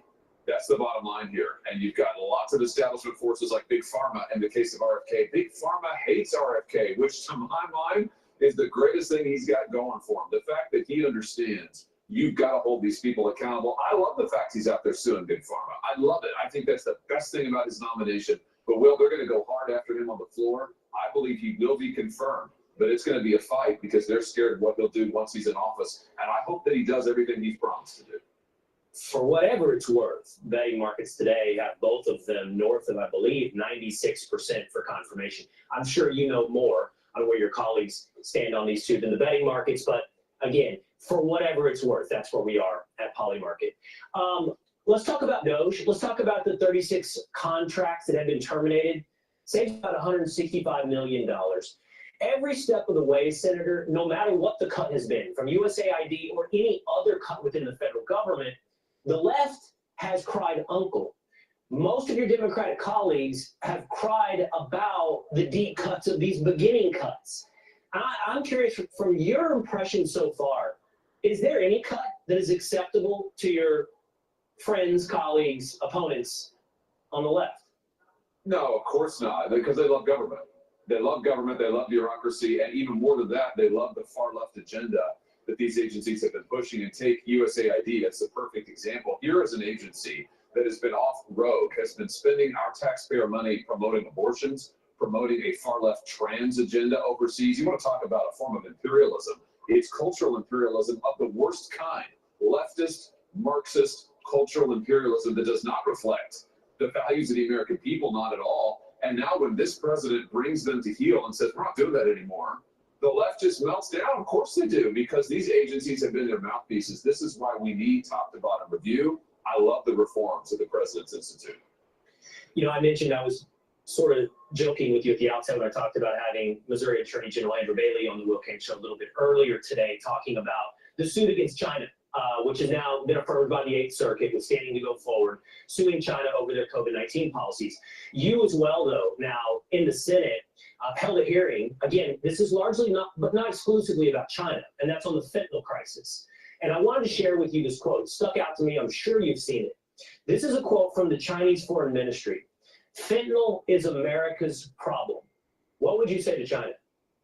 Yeah, well, they're trying to kill us. I mean, they're trying to make an unbelievable amount of profit. They're trying to kill Americans with it. And I would just say to them, we're not going to stand for it anymore. We are coming for you. That's why Missouri's lawsuit is so important.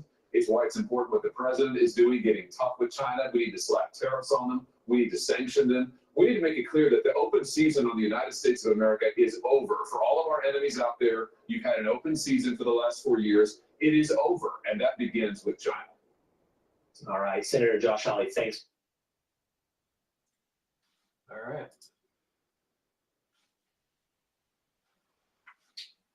Let's go to Bloomberg here for a second. This year, it was 2 events, starting with the prayer breakfast at the U.S. Capitol. We have to bring religion back. We have to bring it back much stronger. Then, across town, the president announced a task force. The mission of this task force will be to immediately halt all forms of anti-Christian targeting and discrimination within the federal government. Trump said the task force will be run by Attorney General Pam Bondi and will eradicate anti-Christian bias. Linda Kenyon, CBS News, the White House. President Trump today blamed last week's deadly collision of a passenger jet and Army helicopter on what he called an obsolete computer system used by air traffic controllers. In many parts of the East, an ice scraper is essential equipment today. From Harrisburg to Hartford, ice and snow making travel rough. CBS's Rob Marciano is in Hillsdale, New Jersey. The roads now are getting a little bit better. They weren't so good an hour or two ago. It was really dicey the secondary roadways here. There are a lot of school districts that are not going to school today. CBS's Cammy McCormick has new climate information from European scientists. The month of January set the latest heat record, warmer than January of last year, which set the previous record for the month. It comes as a new study claims global warming is accelerating. So there are hopes this will not be another record-setting year with La Nina, which could dampen the effects of global warming. Wall Street, right now the Dow is down 135 points. This is CBS News.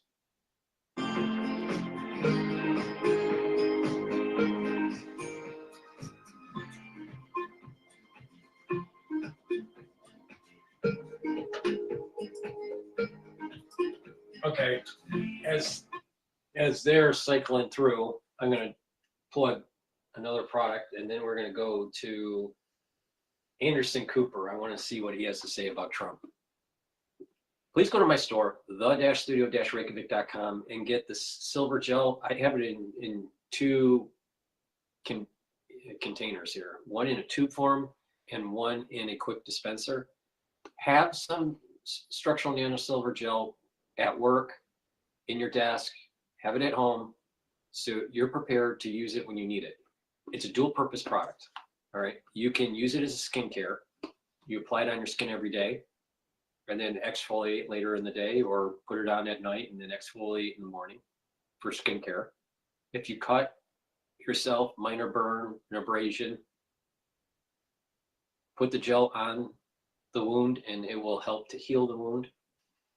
In addition, if you're dealing with the cold season, put it on your hands, put it around your mouth, around your nose, around your eyes, around your ears, lightly coat your nostrils. It stays active for 5.5 hours, and it will help to improve your immune system and mitigate the problem. So please go to my store, the-studio-reykjavik.com, get the structural nano silver gel in the quick dispenser form or in the tube form. They both work very well They're very high quality. Just be prepared. Have it in your house, have it at work, because you never know when you need it. So please go to my store, the-studio-reykjavik.com. Another important set of supplements to take, especially if you're 40 plus years of age, is Myotrol. Myotrol helps to build muscle and maintain muscle mass. It improves your mitochondrial health, so your ATP will go up. Do some resistance training to gain the muscle and to maintain your muscle mass. If you're an athlete, Myotrol will help you gain strength for your particular sport.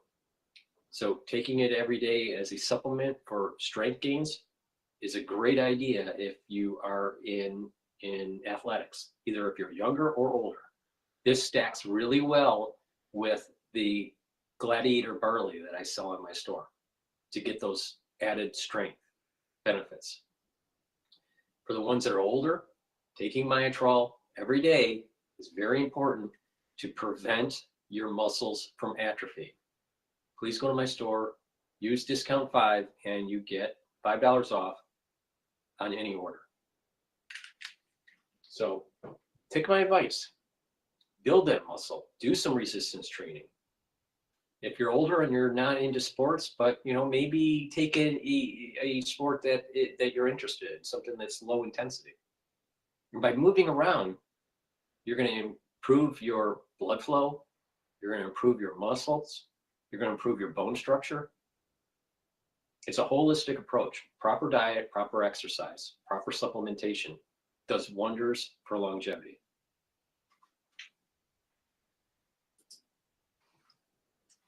0.1%. We've got the Dow Jones Industrial Average moving lower. The Dow is slumping 0.3%. Certainly Honeywell shares weighing on the Dow.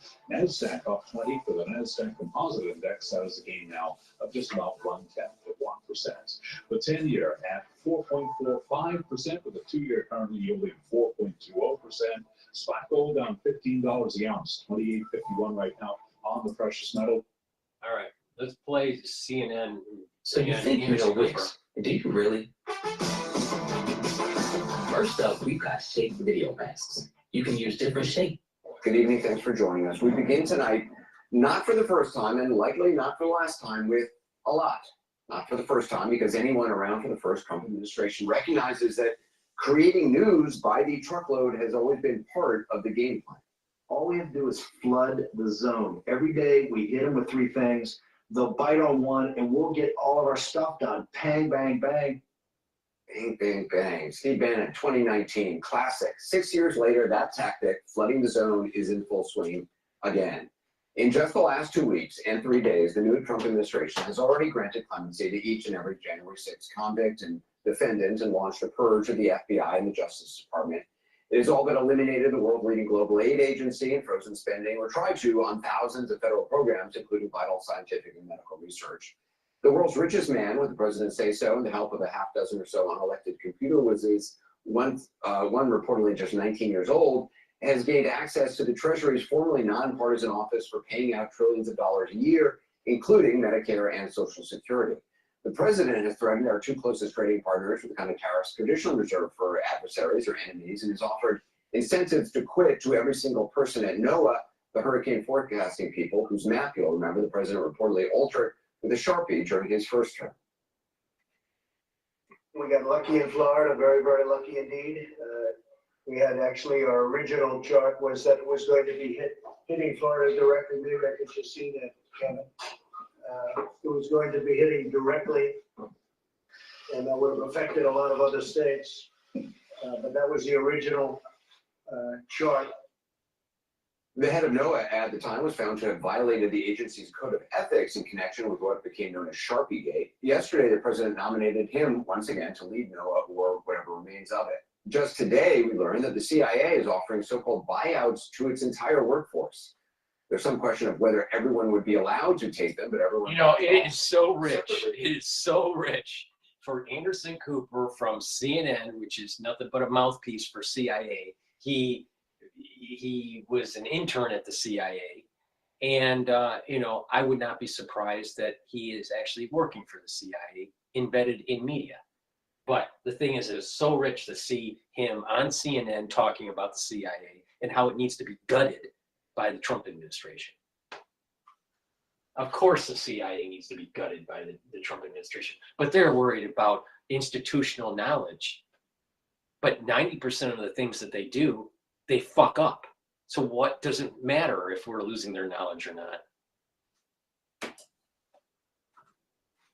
New York Times is reporting that the CIA sent the White House an unclassified email listing of all employees hired over the last 2 years. The list gives first names and the first initial of the last names, according to the Times report, and includes what the Times says is a large crop of young analysts and operatives hired to focus on China, whose identities are usually closely guarded because Chinese hackers are constantly trying to identify them. Now, any or all of those stories could be the lead of any given day. We'll certainly spend more time talking about some of them tonight, but I want to focus for a moment on another item in that flood of news, not just because it's a big part of it, but also because of how well it fits another familiar pattern, making a comeback now for the first time in the Trump administration. The U.S. will take over the Gaza Strip, and we will do a job with it too. We'll own it and be responsible for dismantling all of the dangerous unexploded bombs and other weapons on the site. I do see a long-term ownership position, and I see it bringing great stability to that part of the Middle East and maybe the entire Middle East. The U.S. will take over the Gaza Strip. Why would they want to return? He also said. he also talked about sending U.S. troops if necessary, displacing the nearly 2 million people who still live there, forcing them to go to Jordan or Egypt, and rebuilding the Gaza Strip as, quote, an international unbelievable place. And also he termed it the Riviera of the Middle East. Now, it may be a fever dream, but he actually did say it. It did not go over so well, certainly with Palestinians or Jordan or Egypt or Saudi Arabia, anyone who knows much about history or the region for that matter. And this is not the first time that President Trump has been opining about beachfront property in surprising places. You may remember, he used to extol the virtues of North Korea's potential as well. But in relation to his new plan for Gaza, in a pattern eerily similar to the first administration, people around the president spent today trying to say he did not actually say what he said, or if he did, his words did not mean what those words actually mean. Those same people said what he said was brilliant, by the way, of course. One of those kind of four-dimensional chess moves. Here's his press secretary today. Let me just take a step back here, because this is an out-of-the-box idea. That's who President Trump is. That does not mean boots on the ground in Gaza. It does not mean American taxpayers will be funding this effort. It means Donald Trump, who is the best deal maker on the planet, is going to strike a deal with our partners in the region. Now, keep it honest, the president gave no indication this was some sort of opening offer. As for boots on the ground, if only someone had asked him about that. And it turned out they did. And here's his actual answer.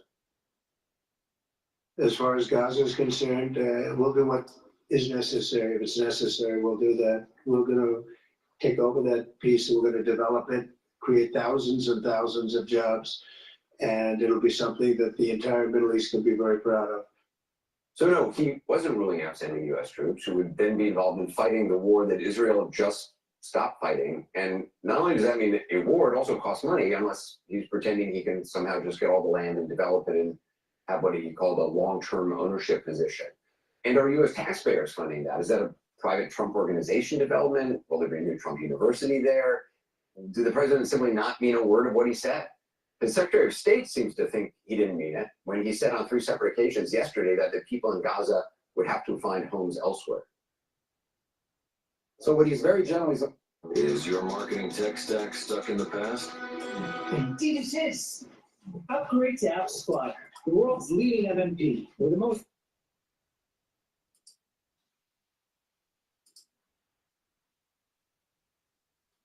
So what he's very generously offered is the ability of the United States to go in and help with debris removal, help with munitions removal, help with reconstruction, the rebuilding of homes and businesses and things of this nature, so that then people can move back in. That's what he said, according to the new Secretary of State, Marco Rubio. Here's what he actually said at some length and in great detail when CNN's Caitlin Collins asked him who would live in this rebuilt Gaza. I envision world people living there, the world's people. I think you'll make that into an international, unbelievable place. I think the potential in the Gaza Strip is unbelievable.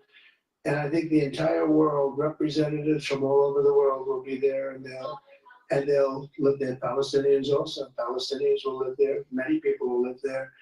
But they tried the other, and they tried it for decades and decades and decades. It's not going to work. It didn't work. It will never work.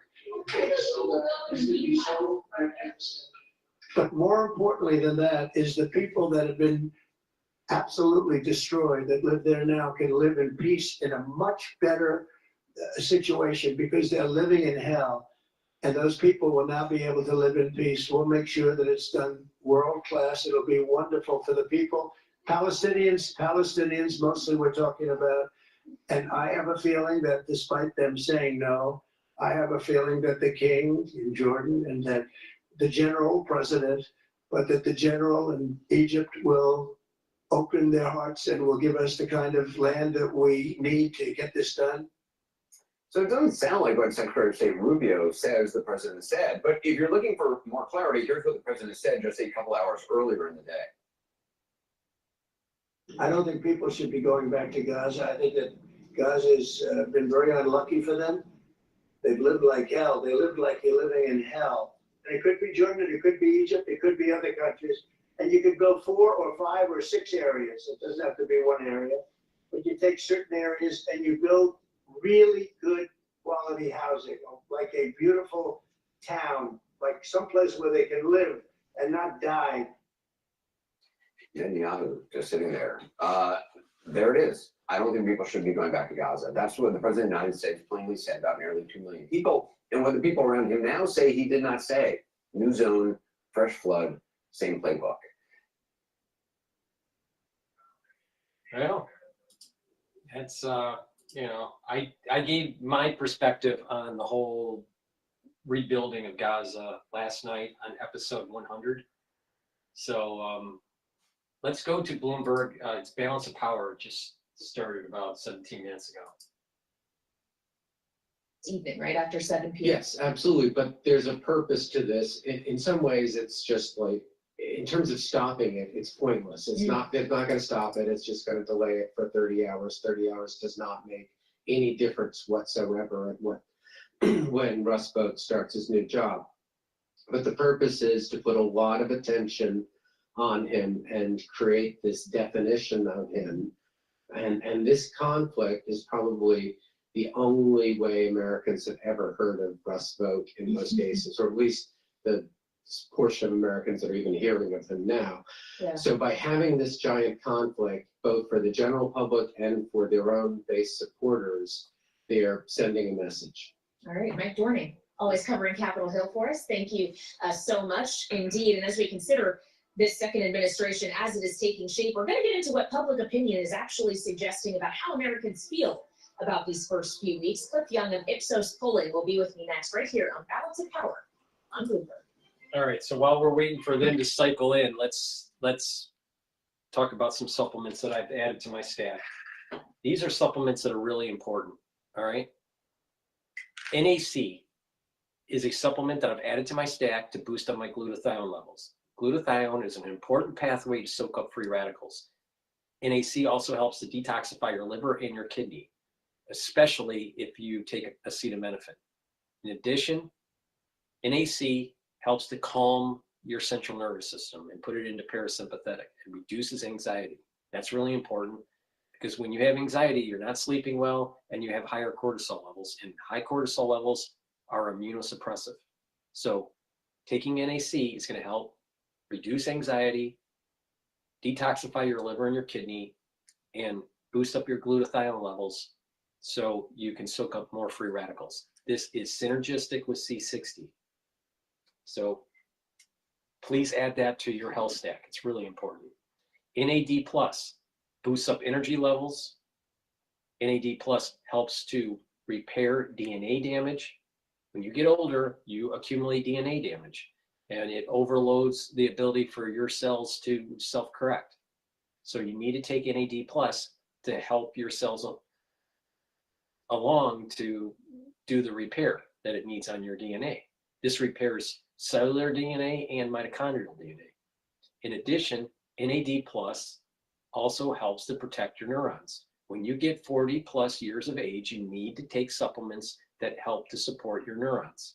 That's very, very important in an anti-aging longevity type protocol. So please take NAD plus. It is synergistic with C60. And ubiquinol. Ubiquinol is CoQ10. It's the most bioavailable CoQ10 that you can get. Ubiquinol is the active form of CoQ10. Most people that take CoQ10 are taking the lower bioavailable version. You want to take ubiquinol. So this, what I have in my store is the most available CoQ10 that you can get. So with ubiquinol, it's going to boost up your energy levels, improve your mitochondrial health. It's an antioxidant, so it's going to soak up free radicals, reduce stress on the cell, and it is a supplement that helps to protect neurons. It's synergistic with NAD+, NAC, and also C60. Again, like I've said, if you're 40 plus years of age, you need to start taking supplements to maintain and protect your neurons. So with proper supplementation and activating your neurons by moving around, learning things, creating positive neuroplasticity, doing exercising and resistance training and balancing exercises and stretching, these are all activating neurons. And when you do that and you're taking the proper supplementation, then you are protecting yourself and your neurons to mitigate some of the geriatric problems you may have with neurodegeneration, right? Most people, when they get older, they're not moving around, they're not stretching, they're not balancing, doing balancing exercise, they're not eating properly, they're not taking the right supplementation. They're atrophying away. And then all of a sudden, when they're in their geriatric years, they have gait issues. But people that holistically approach this problem, learn new things, activate your neurons by moving around, doing cardiovascular and resistance training and stretching and balancing, proper supplementation, proper diet, you are mitigating neurodegeneration.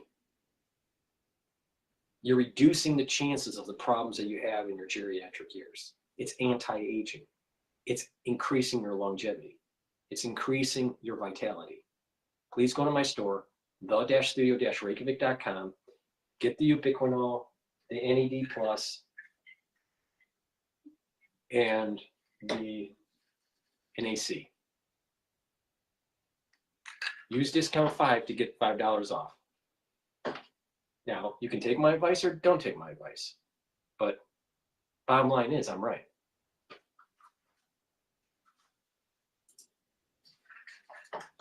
Boosted by growth of the Taco Bell fast food chain. Again, Yum Brands right now gaining by 8%. After the close of trading today, we will be hearing from Amazon. Ahead of earnings, Amazon up by 0.5%.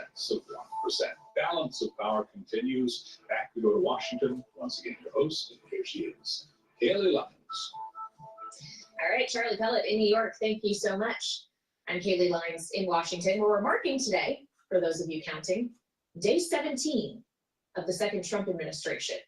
And I know to some it might feel like it's been more like 17 weeks, perhaps even 17 months, considering just how much has happened in the 2 weeks and change since Donald Trump took the oath of office once again, with executive order after executive order after executive order. It's been basically a daily thing. In fact, he has another executive order signing scheduled for this afternoon, 2 p.m. Eastern time, roughly. We'll see if that turns into another de facto press conference with reporters, where we could get some more news, because there's been a lot of it.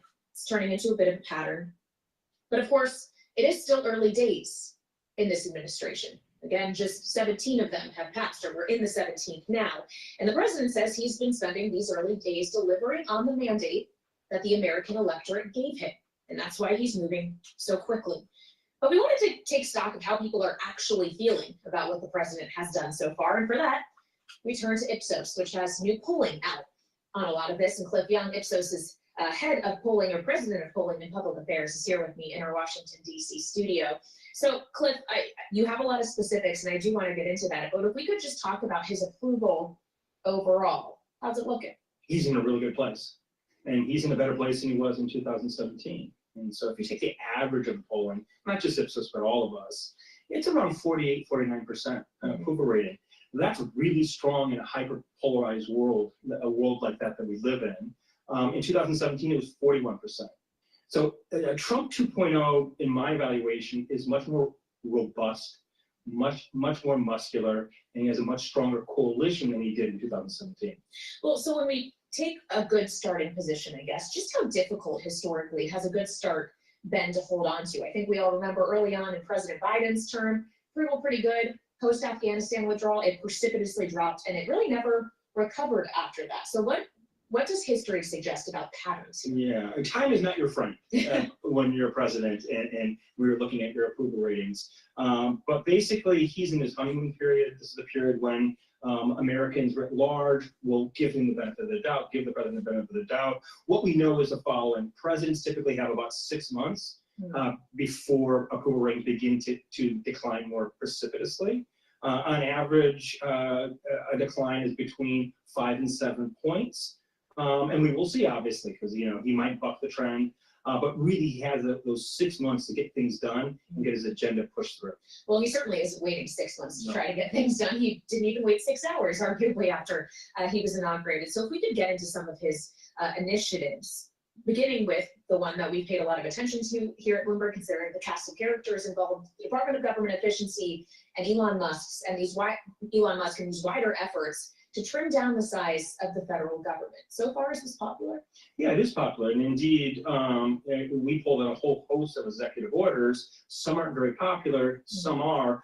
Those linked to government efficiency, saving, the public's money, are very popular. They're above 60%, which is strong, and once again, in a highly polarized America, public opinion in general is supporting at this moment those efforts. Even the efforts being led by Elon Musk, I do wonder if there's any data on how people feel about him specifically as an unelected individual who's playing such a big role here. Well, people support those efforts. And Elon Musk, when you look across the board, the political figures, let's treat him as a political figure in this case, Sure. across the board, he has pretty good favorability scores.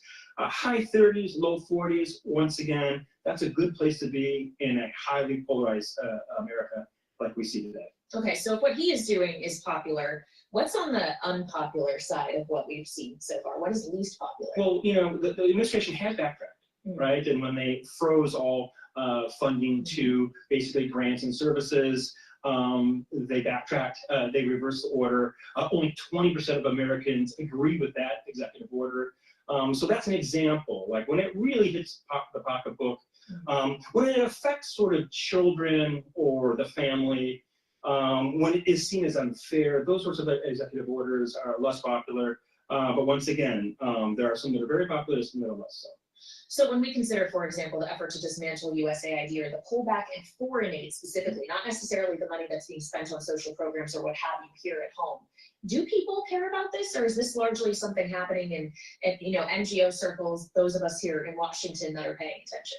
Yeah, we're worried about it in the Beltway. No one else is. The bubble, yes, exactly, the bubble. And basically, foreign aid has always been an easy target. Most Americans think that we're spending in the wrong place when we're spending on foreign aid. And it makes total sense from a strategic perspective that the administration is going after it, because really you don't have much public support for that. Indeed, those sorts of efforts have support in the mid-50s to the low 60s. Depending on how you ask the question specifically. So once again, public opinion is behind it. So if we consider foreign policy issues as well, not just in terms of foreign aid, but in, say, the expansion perhaps, or manifest destiny, widening U.S. borders, looking at Canada as the 51st state, or taking over Greenland or Panama, for that matter. We've already seen the renaming of the Gulf of Mexico to the Gulf of America, Mount Denali to Mount McKinley. Is there support for these kinds of notions? Do Americans want America to get bigger in terms of footprint? Yeah, that's very interesting. Americans don't like the renaming of the Gulf of Mexico. They don't. No, it's in it's Gulf of America is it's a weak plurality that are in support of that. No, in general, this sort of more muscular foreign policy, Americans are not in favor of. Indeed, that's one of the reasons that Trump ultimately won. Not even Republicans support those sorts of efforts. And so once again, if he pushes those efforts forward, those initiatives forward, it will be misaligned with public opinion. Well, and it's not just in the case of Canada, him wanting to have Canada join the United States, become a state united with the United States.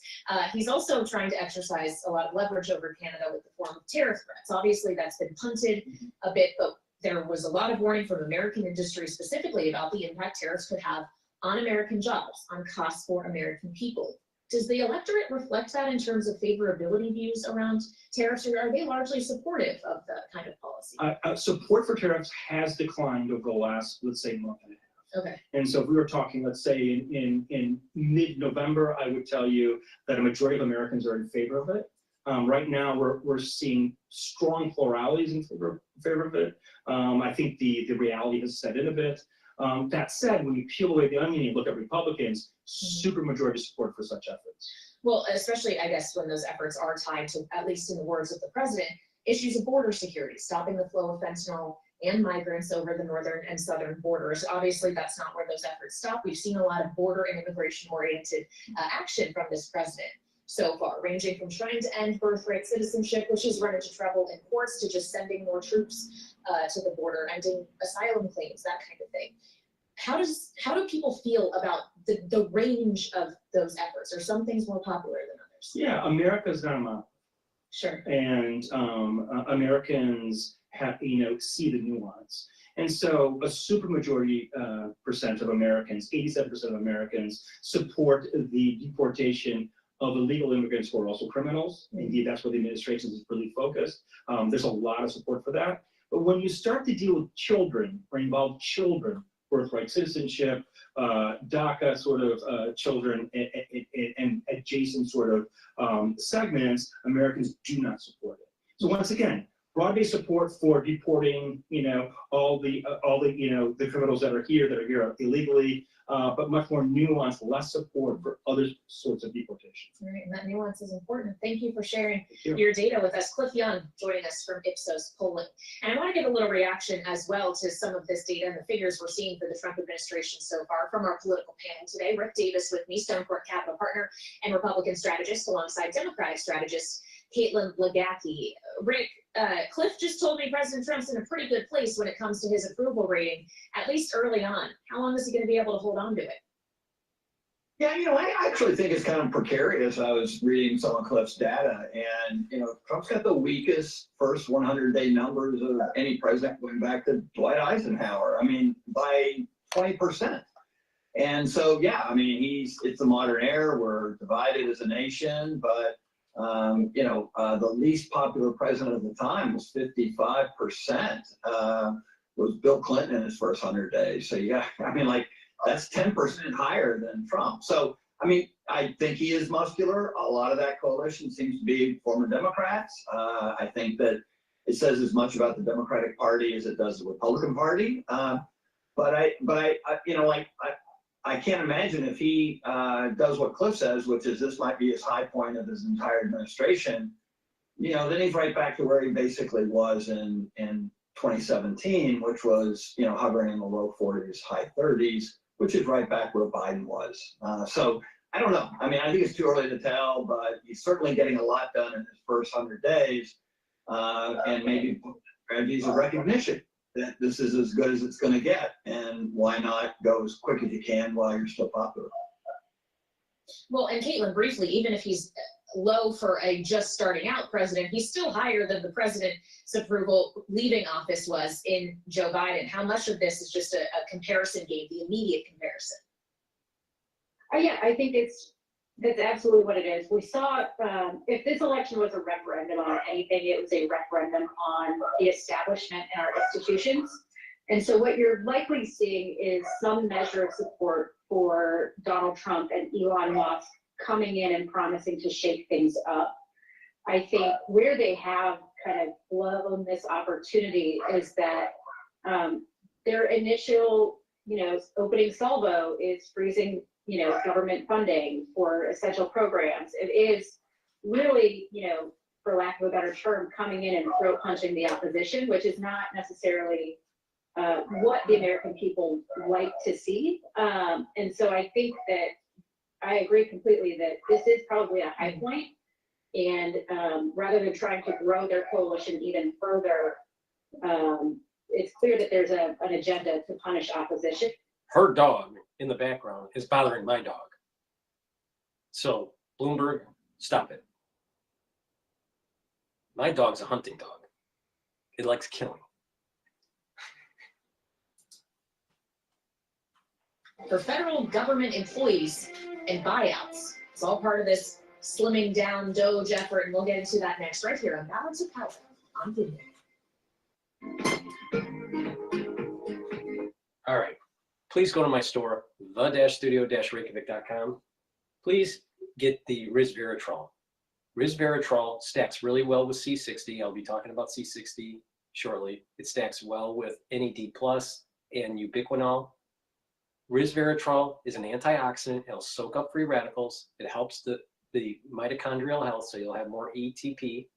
ATP is really important for energy for your cells. In addition, resveratrol helps to get rid of cells that are in senescence. Senescence are cells that stop dividing because their telomere length has shortened.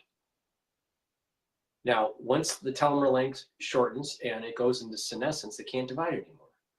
Now, sometimes these cells will go into apoptosis and die off. Sometimes they just sit there and accumulate toxins, accumulate garbage. You want to get rid of them.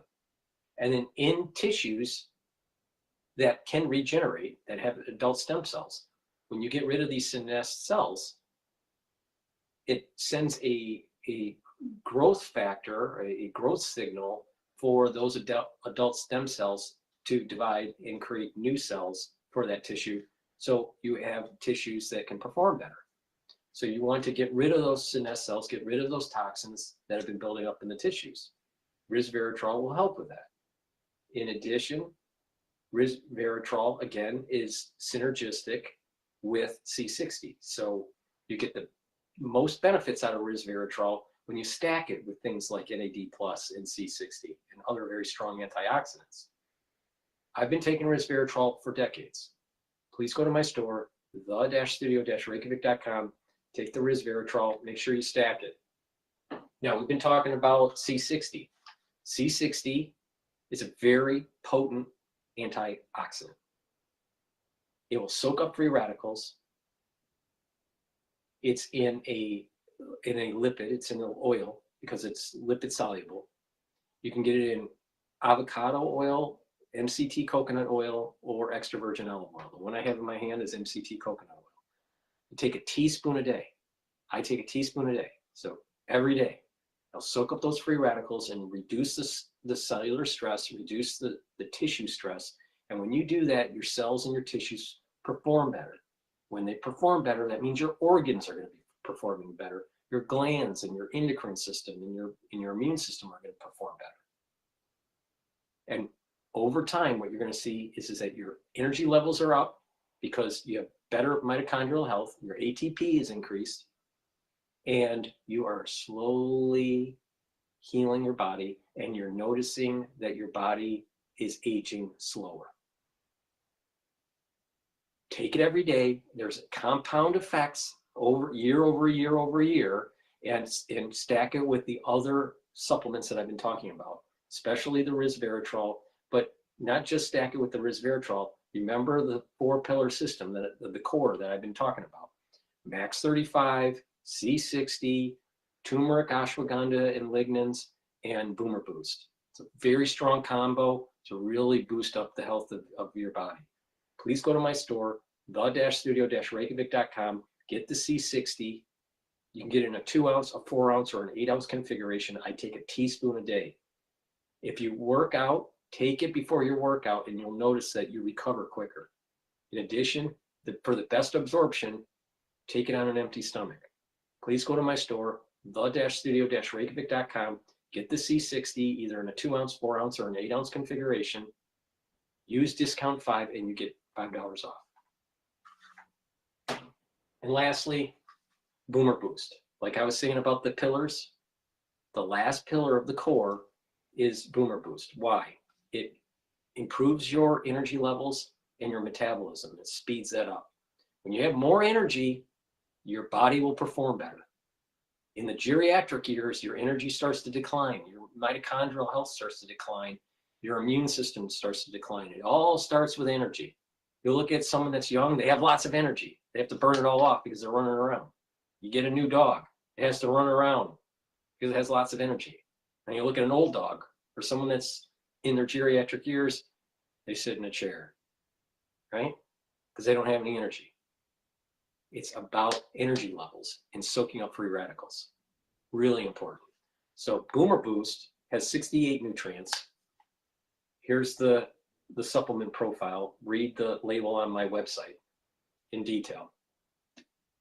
Take this once a day, either breakfast or for lunch. There's a big scooper. This is a powder.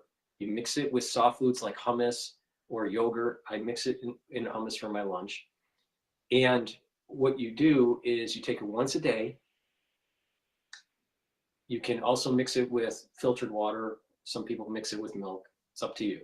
But take it once a day, and this is your meal for the day, or for breakfast or for lunch. All right.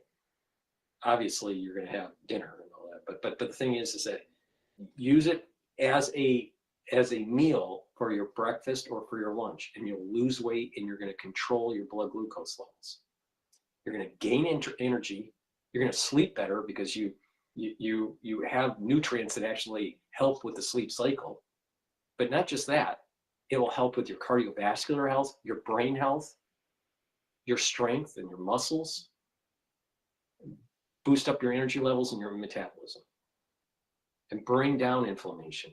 You couple this with the heirloom barley or the gladiator barley, and you really supercharge the superfood. All right, because the barley is a protein. Take a few small scoops, add it with the Boomer Boost, take that once a day for breakfast or for lunch, and voila, you really have supercharged your daily routine. All right, so take the Boomer Boost, take it with, you can take it separately, but it works better with either the heirloom barley or the gladiator barley. The differences between the two barleys, if you want to focus more on the strength side of this and you're working out and you want to gain muscle and strength, taking the Boomer Boost with the gladiator barley will give you the most benefits, and you'll be able to control your A1C levels more. So please go to my store, the-studio-reykjavik.com, take the Boomer Boost, add it with the heirloom barley or the gladiator barley. I have a longevity boost box where you get Boomer Boost and your choice of gladiator or heirloom barley at a discount within the longevity boost box. Or you can buy them separately, just take the boost or just take the barley, it's up to you, but you get the most bang for your buck if you get the Boomer Boost and the barley together, mix them, and you're really supercharging your health. I have given you lots of ways to stack at different price points, ways to save money, ways to get healthy. It's up to you to do it. It's a holistic approach and it works. Please go to my store, the-studio-reykjavik.com, use discount 5 and you get $5 off any order. If you buy a longevity box or an anti-aging box, you also get a built-in discount because what's in the box is cheaper than getting the individual items. All right, and this is my way of trying to get you healthy. All right, I've told you what I do. I set up different price points for people and different systems to target. It's up to you to get healthy. You got all the information you need. Thank you for listening. Please help support my work by going to my store, getting the products. Help support the work by donating.